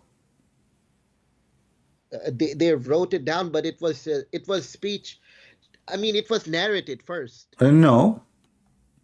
It was narrated by Muhammad, the same as the hadith. Hadith was narrated by Muhammad, and then people, they No, no, narrated no. what Muhammad No, said. no. Okay, No, no, hold on. there's a difference. Which There's a one? difference. Which one, according to Islam, we have to obey first, Allah or Muhammad? We have to obey only Allah. Read for me chapter 4, verse number 80. Man, I'm looking for the I can find it for you. You will never find it. You are slow and you are idiot. Read for me chapter 4, verse number 80. Hold on. What, Quran 4? Verse number 80. 8. 80. 80. You don't want to go to Bible because... We can go, no problem. We can laugh at you. Yeah, okay. Whoever obeys messenger has truly obeyed Allah. A second ago, you told me we have to obey Allah only. Everybody heard you. Why you lied? At that time. What at that time? A second ago, after 1,400 years, I ask you, which one you Muslim should obey first, Allah or Muhammad? You say we obey Allah only. Everybody heard you. Okay, it turned to be in the Quran that Muhammad is more important than Allah. For Muhammad is your God. Whoever obey Muhammad, he is obeying Allah. Now, I said to you, where is the command of Muhammad? Is it in the Quran? You said no. The command in the Quran is from Allah. Okay, now we have to obey Muhammad. Where is the command of Muhammad can be found? It doesn't say... Okay, if where is the command of Muhammad? You have to obey Muhammad. Where we can find the command of Muhammad written? There is no command of Muhammad. So why it says you have to obey the messenger? It's if you read the verse next to it, it says it's talking about that those people. I don't care. This is about the Muslims. Those people, they are Muslims. Muslims only obey Muhammad. I don't obey Muhammad.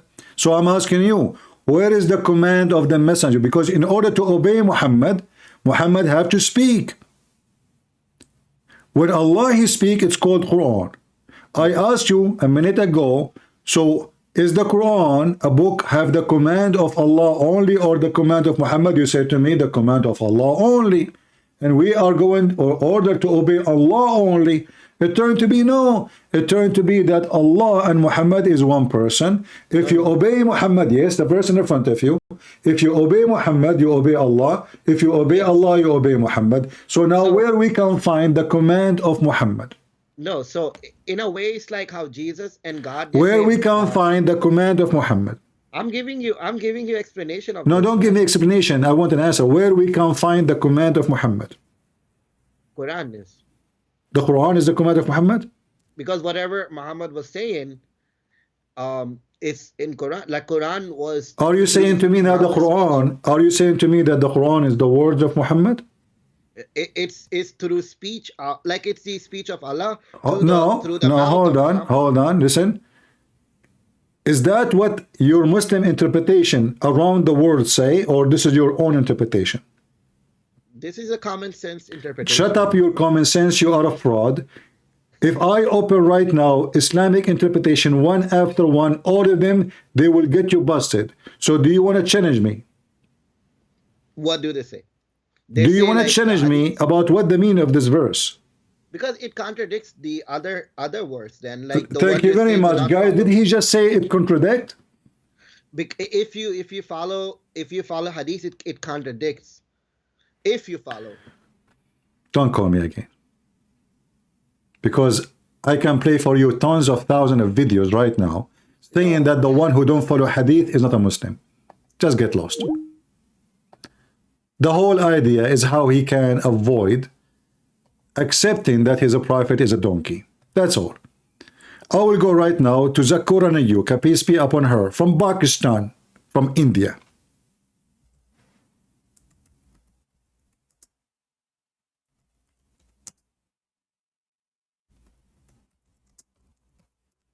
Let us see what they say. And you will laugh right away about what they say.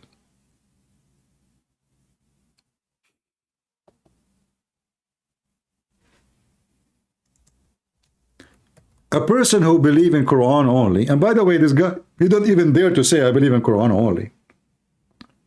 But in the same time, he want to make it lousy, so he don't go like between two brackets in a corner. But he just said, no, the command of Muhammad is just in the Quran. That means you are Quran only.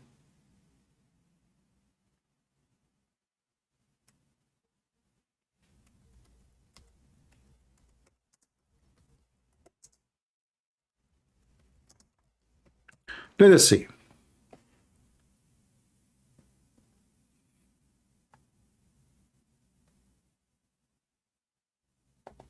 Thank you. Can we have the next question from the brother, please? Assalamualaikum. My name is Muhammad Junaidi. I want to ask, can we unite accept the people that they proudly say they're Muslim, but they don't accept hadith, then they do the haram things, like Siti Kasim. They proudly invite people to accept the ideology. They're Muslim, but they don't accept hadith.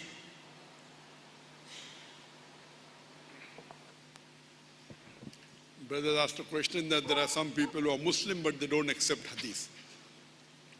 A Muslim cannot be a Muslim if he doesn't accept hadith. You can call them pseudo-Muslims. Did you hear it? Brother and sister, it's good thing the Muslim is don't accept hadith. But a Muslim, he can't be a Muslim, he don't accept hadith. So this potato, he do his best. Not a single hadith I show him is accepted by him because it's an embarrassment. But according to Islam, no Muslim can be a Muslim if you don't accept the hadith.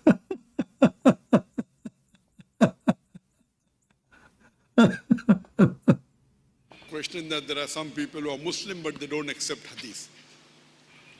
A Muslim cannot be a Muslim if he doesn't accept hadith.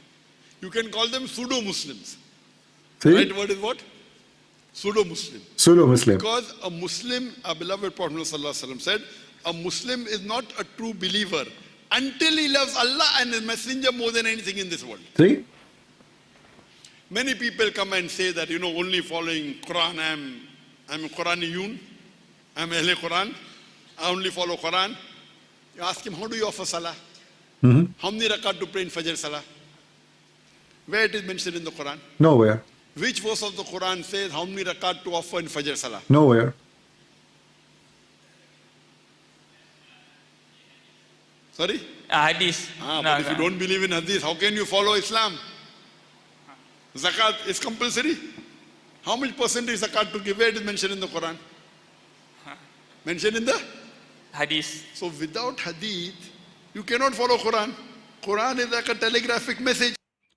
Somebody saying if you make their audio level higher, you guys, the caller, his voice was not high.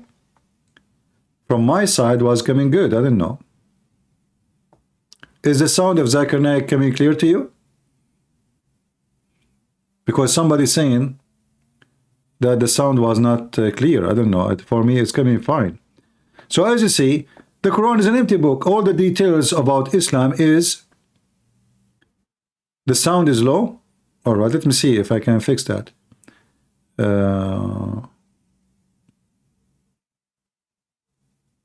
don't know. In the Quran, which verse of the Quran says how many rakat to offer in Fajr Salah?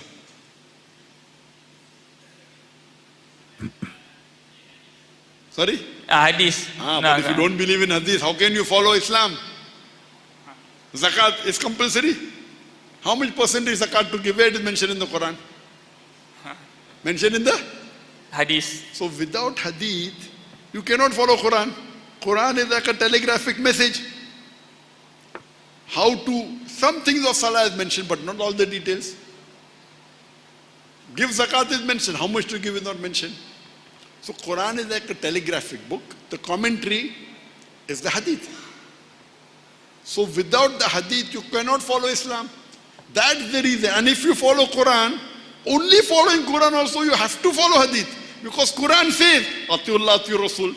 All the references I gave. Want me to repeat again? Surah Imran chapter 3 verse 32. Surah Imran chapter 3 verse 132. Surah Nisa chapter 4 verse 13. Surah Nisa chapter 4 verse 59. Surah Nisa chapter 4 verse 69. Surah Ma'idah chapter 5 verse 92. Surah Anfal chapter 8 verse number 1. Surah Anfal chapter 8 verse number 20. Surah Anfal chapter 8 verse number 26. I can go on. Surah Anfal chapter 8 verse 46. Surah Tawbah chapter 9 verse 71. Surah Nur chapter 24 verse 52. Surah Nur chapter 24 verse 54. On and on. Atiullah wa ati Rasul. Obey Allah and obey the Messenger. So Allah says obey Allah and obey the Messenger. So how can you follow the Quran? How can you follow this part of the Quran? this part of the Quran you can only follow if you follow the hadith. So that's the reason you cannot practice Islam unless you follow both the Quran and the Sahih hadith. I know there are so-called pseudo-Muslims. And now, do you know how dangerous what he just said? He is saying the truth, by the way. You cannot be a Muslim without following both. But then, as long the hadith is not totally preserved, so how they say to us Islam and the word of Allah is preserved? It turned to be that the word of Allah is not only in the Quran. Because we just heard, you cannot follow Islam without both. So, the word of Allah is not only in the Quran, the word of Allah is in the hadith.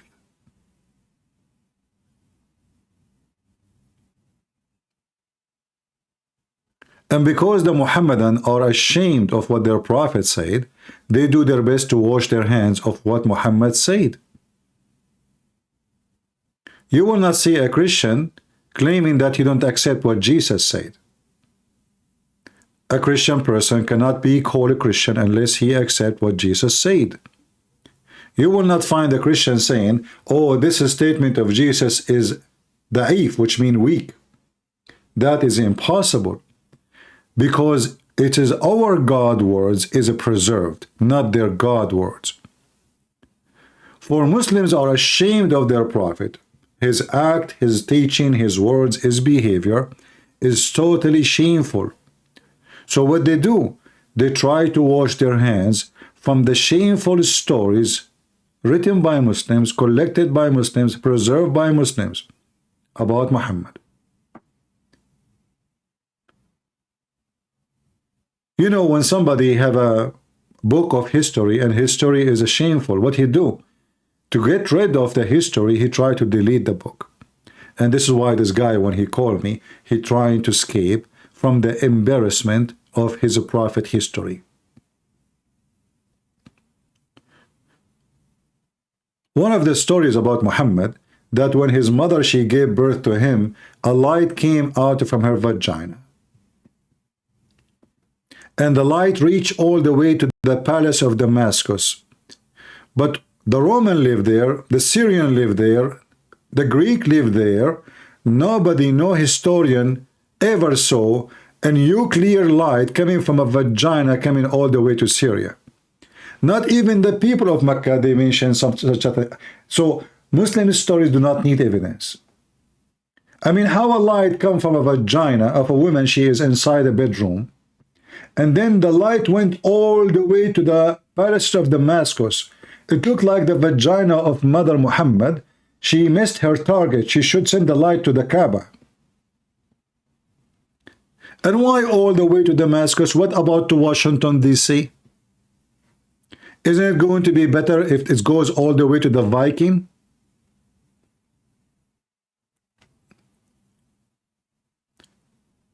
Muslims, when they want, they speak of logic.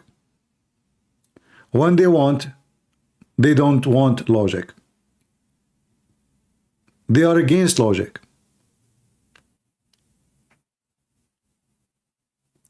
Do we have any Muhammadan? Mayday, mayday. Anyone dare to call?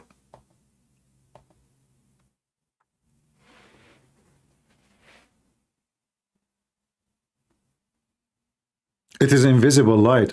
Yeah. That's a good one.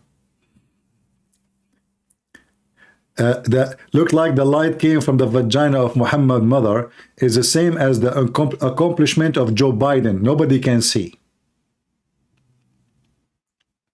I saw today a video, a woman, I don't know who she's talking about how much accomplishment Joe Biden he did. She said he fought the inflation, jobs. I mean, she is talking about different country for sure. Go just right now to Walmart and tell me how much you spend just to buy little things. I mean, those people are mentally ill. I find, by the way, that Democrat, liberals, and Muslim, they share a lot of things. Both are coming from different galaxy.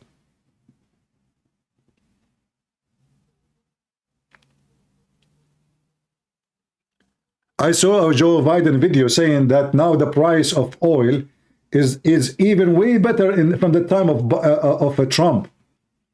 It's $3 less.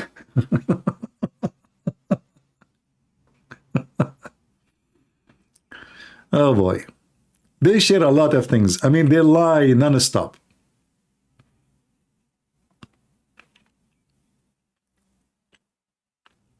You know, actually, I saw a video about the light, as long as we are talking about the light. You know those Muslim TV stations?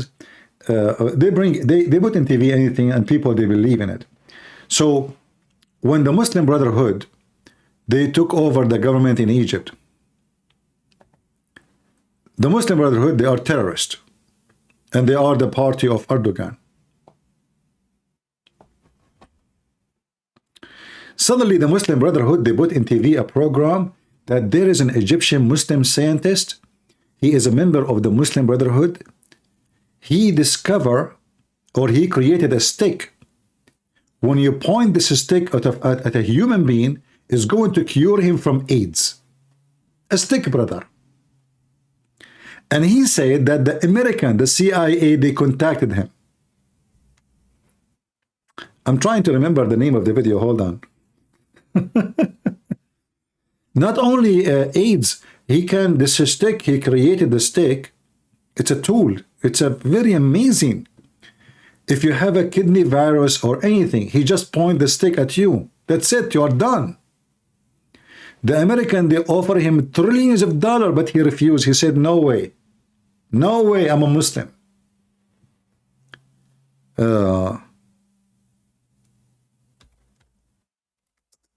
Let me see.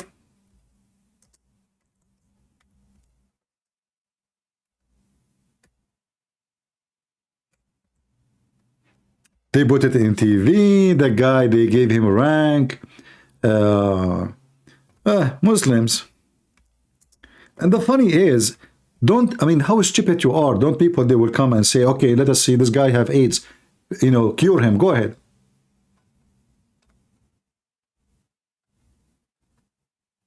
Anyone here from Egypt, you remember what I'm talking about? I'm trying to remember the name of the...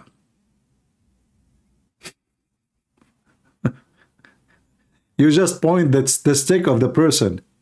In the Muslim world, you can create any lie. Everything can go through as long as you are sponsored.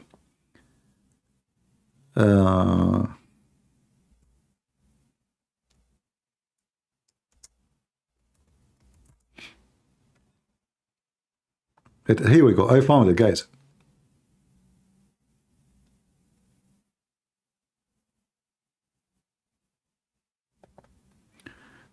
Brothers and sisters, let me introduce for you the big general brother who created the cure for AIDS, which is a stick and made in Egypt, brother. Look at this. I can translate even the page for you. Hold on. You can see the title.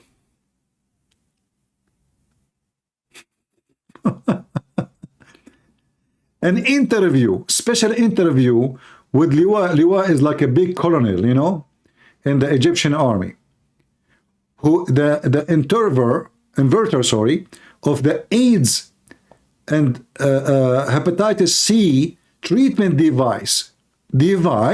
Yes, brother. And here is the interview, if you don't believe me. Muslim, they can do miracles. He created a device which is a stick. He point the stick at you and you will not have AIDS no more.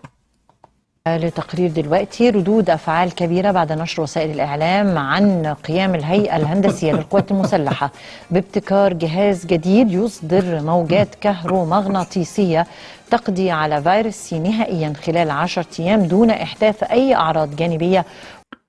Brother, this stick produce chairomagnetic waves.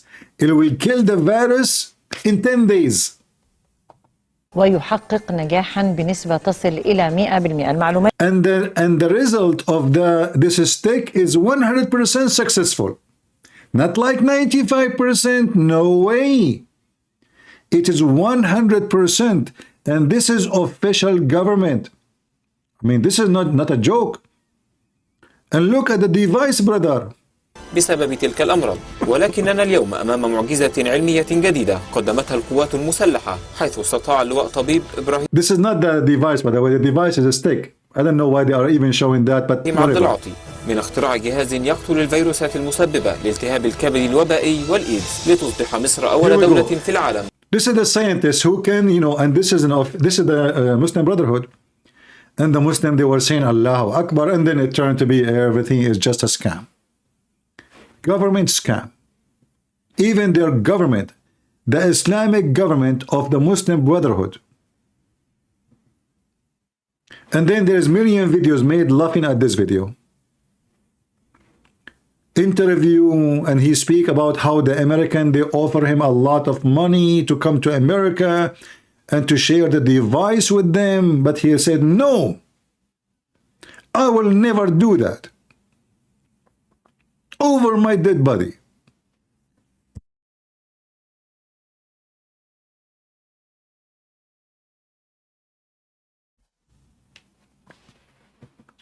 Oh boy. What a device. تقدم العلاج لهذين المرضين. منذ حوالي 15 شهر تقريبا كان تصميم جهاز العلاج. And look, this is official. Army, this is not, like this is somebody scamming people in the street. This is the government itself. Do you have a stake we can get rid of Biden, please? I mean, as long as you can destroy AIDS, maybe you can help us and take Biden. Oh boy. Like we point the stick at Biden and Biden he resign. Oh boy, oh boy. News, interview, madness, success. Muslims, they were like amazed how they were able to do that. You point the stick and the AIDS goes away.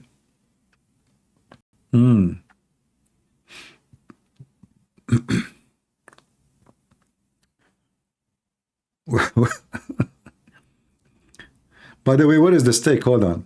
Let me see if the video have the image of the stick.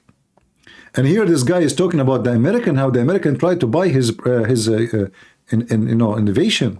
مصري مسلم يكتشف فقالوا لا تنسى الكلمة دي وتاخد الشيك وتحطه لك في أي. The American, they said to him, the American, they heard that a Muslim Egyptian discovered this.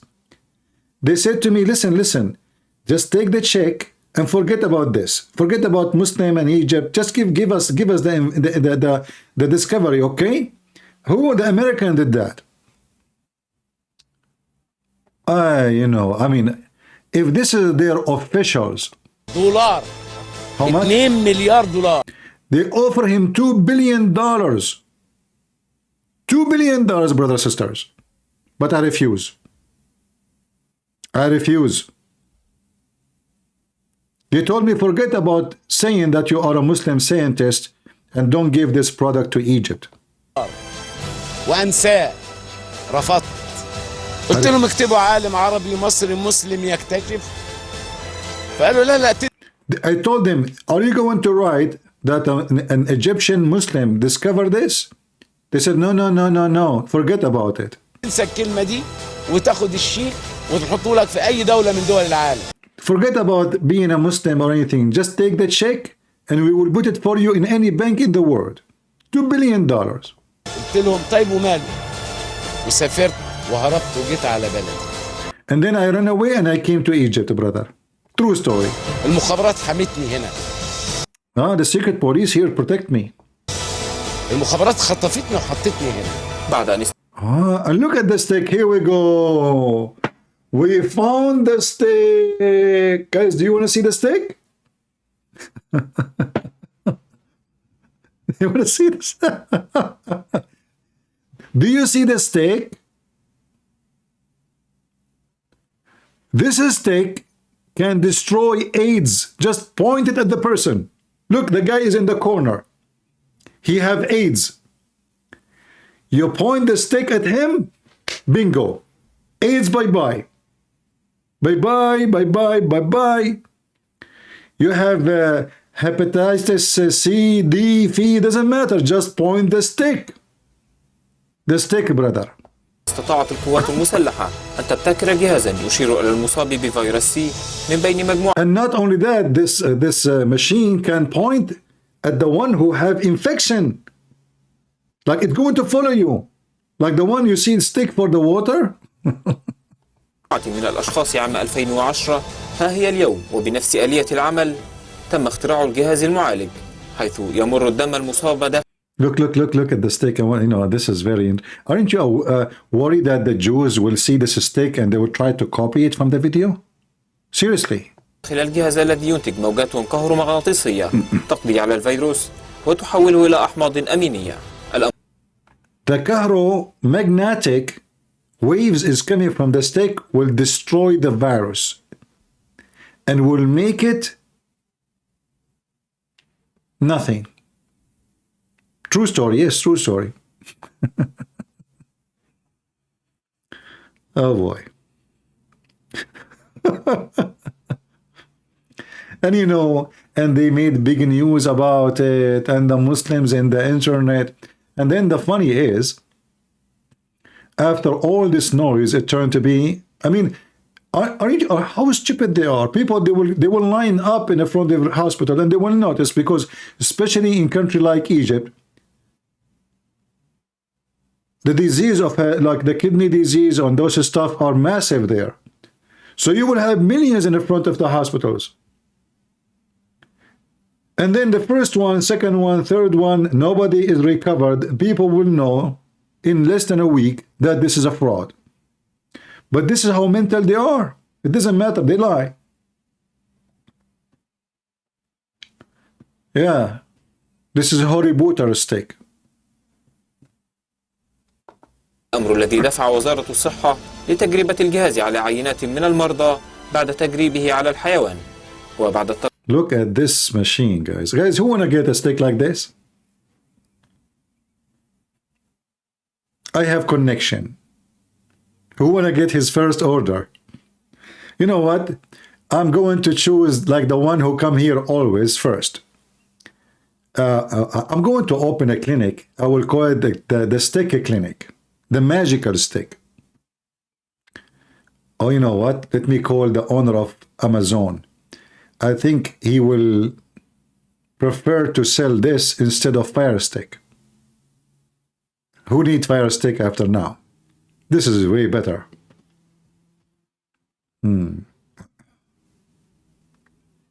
Exactly, they give people false hope for this is a false religion. And those are sheikhs. At that time, the government was controlled by the sheikhs, the Islamic sheikhs, not civilians, not normal people. This is the religious authority. Send it to you to Sweden? Oh, okay. How much you paying? We have to discuss this now.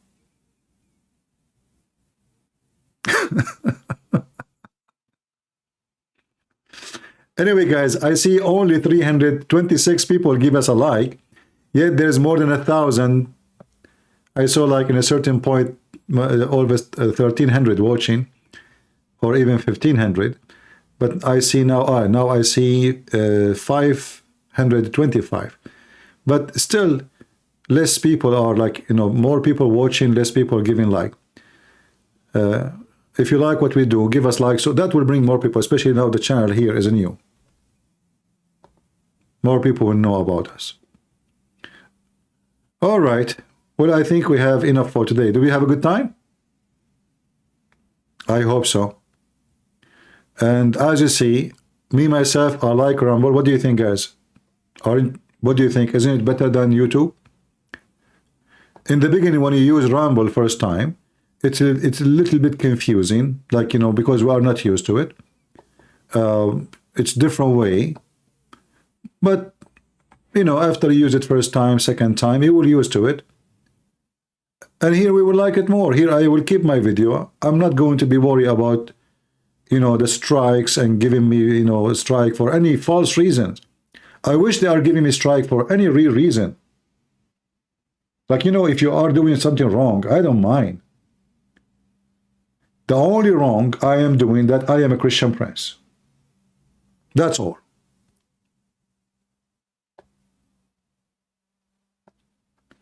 And in fact, I don't know even why they allow me to go live again. I have no idea why. This is stupid, YouTube. They send me emails asking me to monetize my channel just before they stop me from going live. I ignored their first email, their second email, their third email. I don't want to monetize. I don't want to do business with them. I'm not doing business here. And then right away, because I ignore them requesting me to click, agree, click here, make money. Right away, they give me a strike for no reason.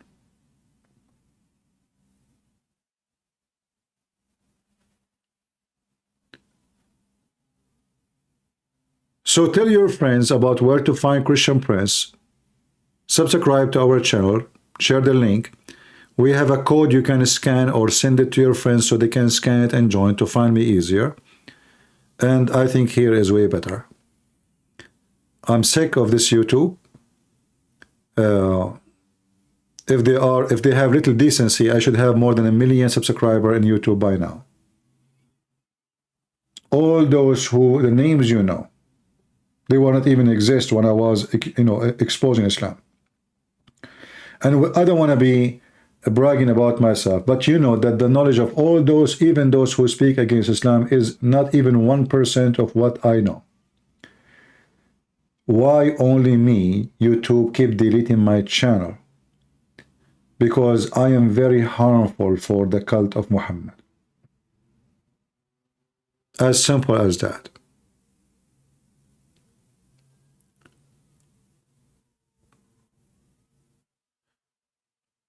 Yeah, here we can be free, thank God. How do I get notification when you go live? Well, if you subscribe in Patreon, but you don't need to donate. If you make an account in Patreon, each time I post something in Patreon, you will receive an email from Patreon that the Christian Prince, he posts something. This is number one. Number two, I'm not too much familiar here how you will do that, but if you have an account, I think if you go to your account setting, I think there's an option where you can turn on your notification.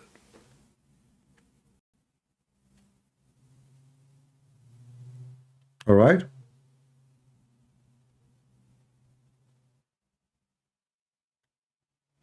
I'm sure there is a way.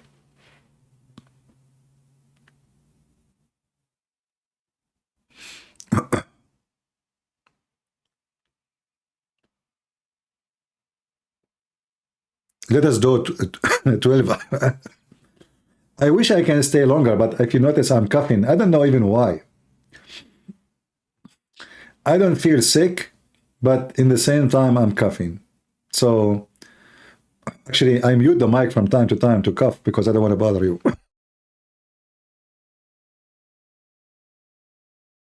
I just did. So I'm trying my best to stay with you as much. Like yesterday, I stayed here 6-7 hours, right?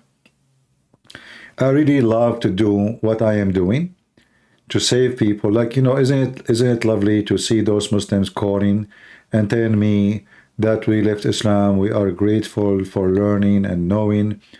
It's wonderful. Same time, I feel so happy that Christians today, they are not the same as yesterday. You know, this is a long time ago. I saw a comment in YouTube. A Muslim, he is saying to a Christian in the comment section, your God is a man, you worship a man. The Christian answered back saying, you worship a leg. And I was really surprised about this answer because I'm the one who taught this, But I thought that only few people learned that from me. I click at the account to see who is the one who mentioned this. You worship a leg, a shin. It is a kid is not even 10 years old. He have a video of himself playing, music, etc. A kid. I was so happy to see as a Christian kid, he learned something to refute Muslims. They claim that we worship a man when their God is nothing but a shin. So I'm very happy to see more and more of you are very well educated, and you can not only refute Muslim, but you can defeat Islam with no mercy. You have a billion reasons now with reference and proofs and evidence explained to you very well in videos to defeat Islam. And I hope you share what you learn with your kids, because remember, your kids, they go to school, and those stupid liberals, they keep bringing Muslims. They just brought last year 100,000, just 100,000 from Afghanistan in less than a week. Imagine 100. This is the size of a city. So if your kids are not educated, they will be victims. And this will be your fault. I did my part. You better share with them. You better teach them. Don't wait until it's too late. The same, you need to talk to your kids about diseases, about sexuality, about not to sleep around, about ethic. You need to talk to them about all the cults around you. Those are even more dangerous of those things. There's no more dangerous than there's two things can kill your child. Joining a filthy, violent cult or taking drugs. Those both, they cause death. And both of them, they are drugs. One, he drug your kid by telling him if he kills somebody, he will go to heaven and he will become a pervert. The other one is giving physical drugs. Destroy the brain of your child, destroying his future, and make him just a zombie. So we have to educate our generations, the young ones, so they cannot be victim. Otherwise, it's going to be too late. It's very important. And by the way, I will try to make in this channel different topics. Like one of you, he asked me about tattoo. I said tattoo, tattoo. So I answered him. I said, why in the world do you want to have tattoo in your body? So maybe I will make a video about it, like a special program about tattoo, so we can explain things, I believe, and this is my own personal belief, that I start putting pictures and images and drawing and etc. on my skin only when I am empty. Only if my brain is empty. I'm seeking attention. I don't like myself. I think by putting those things, I will get more attention and I will look better. I believe that this is something bad things you do to yourself. I don't know how many of you have such a thing in his body already, but I say to you that your body is a gift from God and you have no right to play with it, to change it, to do anything to it, to do any motivation. You have no right. Same time, it's not even right. And if one day you felt, oh, I wish I did not have it, you cannot even take it off. It doesn't look good. It doesn't make you look good. It doesn't make you look attractive. It doesn't make you look tough. If you think like those tattoos will make you look tough, you are mistaken. In the world we live in today, a little child with little tiny gun, he can take you down. It doesn't matter how many tattoos you have in your skin.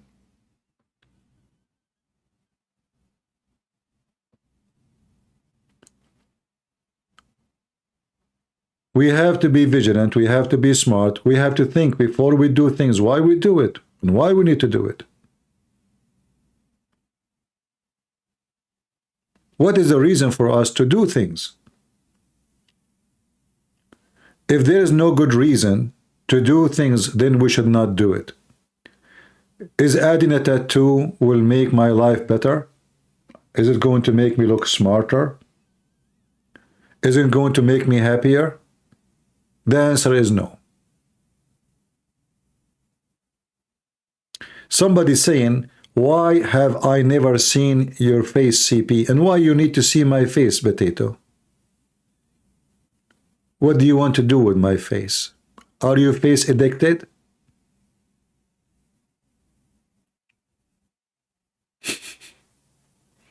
I don't like to show my face. Do you have a problem? Don't come here. Go to different place where people show their face, or maybe show their ass.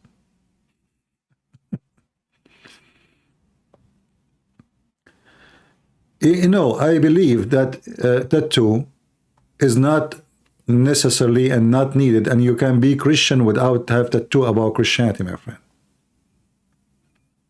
You do not need it. I do not need to have a cross tattoo on my arm to be Christian. Like, I understand that this is, let us say, better than other tattoo, but still it is not right.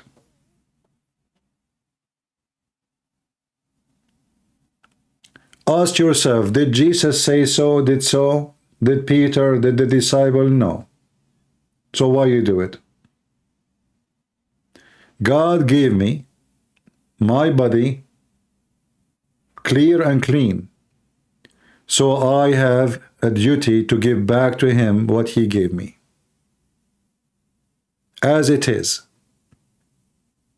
I have no right to change it. You are borrowing your body. You don't own it.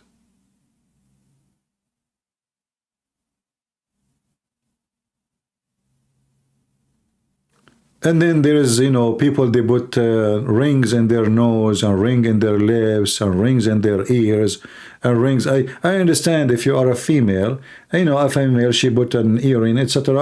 Okay, fine. But all those rings for what? It gave a very, very bad impression about the person. If I see a woman or a young woman, she have a ring in her nose, a ring in her eyebrows, a ring in her lips. What is that? What exactly you are trying to prove to me or to yourself? Are you proving to me or to yourself that you are smarter? I don't think so. It's not even comfortable. It even can cause diseases.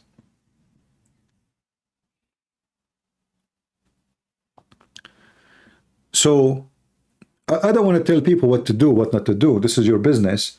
But I'm just sharing my opinion. And I believe all those things, anything we add to our body is wrong. Anything. And me, myself, the second I see, if you know, if you come to me and you want to shake hands with me and you have tons of rings in your nose and your, you know, I will avoid you. Honestly, I will avoid you. You just gave me a wrong impression about yourself.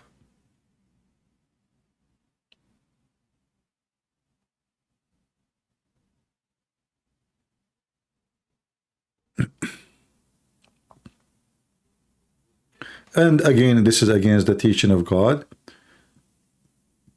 And this is not, you know, not right.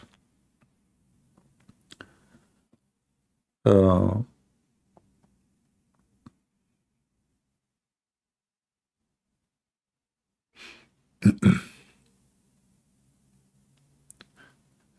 you know, those things, you cannot even fix them later. That's it. They are stuck in your... you make a hole, the hole will be there. You make a tattoo, that tattoo will... and not only that, you know, some of them, they are even badly made. And the ink even very bad quality, and by time is going to look so ugly, so stupid. But I can say, you know, people, they have their own... People are lost. For me, I see tattoo is a sign of being lost.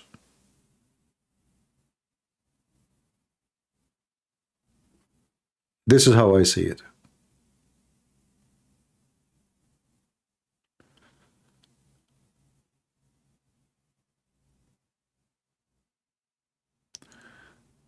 Yeah, you see, you got your tattoo when you are 18, but now, do you like you to have tattoo, or you change your mind? You know, for me, I ask myself, why I want to have it? What for? What is the point exactly? What that will do to me?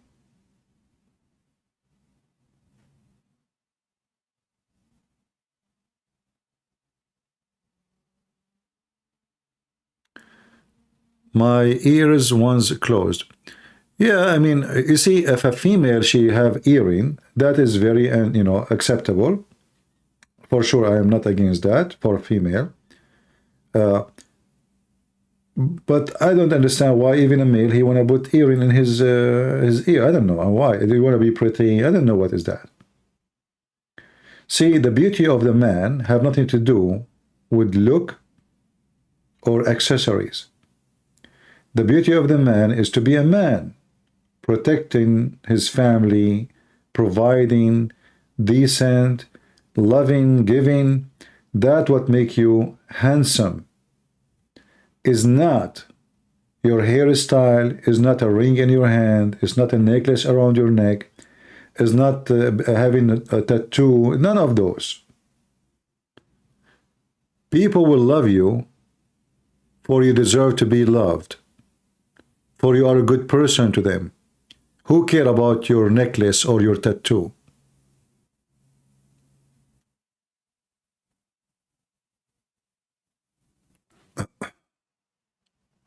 They get tattoo for attention. I understand.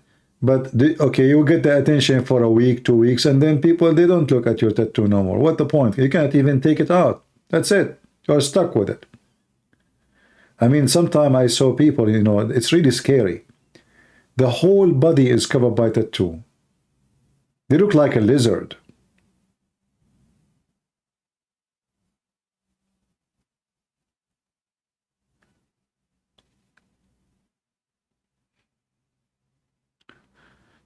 Imagine you marry a woman, and your wife now, she will go to bed with you. She take off her clothes. You see no skin, you see ink. All kind of colors. Octopus. I mean, you feel like you are entering the sea world or the zoo.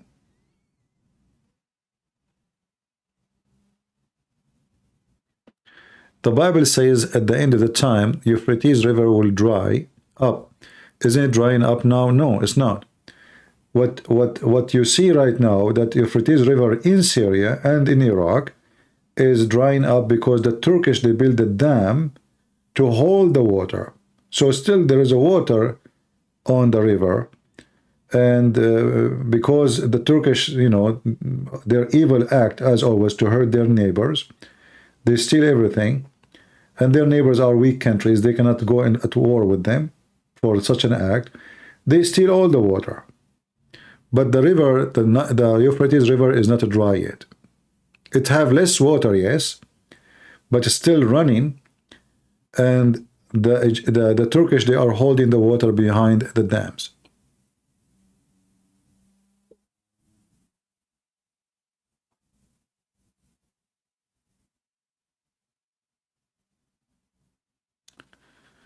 All right. All right, I want to say thank you guys for being here. And Zakir Naik said to you, thank you, as you see, or you know, he told you, if you don't follow Hadith, you're not a Muslim. And I hope next time, maybe tomorrow, if I could, we will go live on air again. Don't forget, please, to share the link with your friends. Tell everybody that we are in Ramble and we are here enjoying our time and we have a good time. So I pray that tomorrow I will be able to come here again. And I pray that the Lord will keep you all in good health and wealth.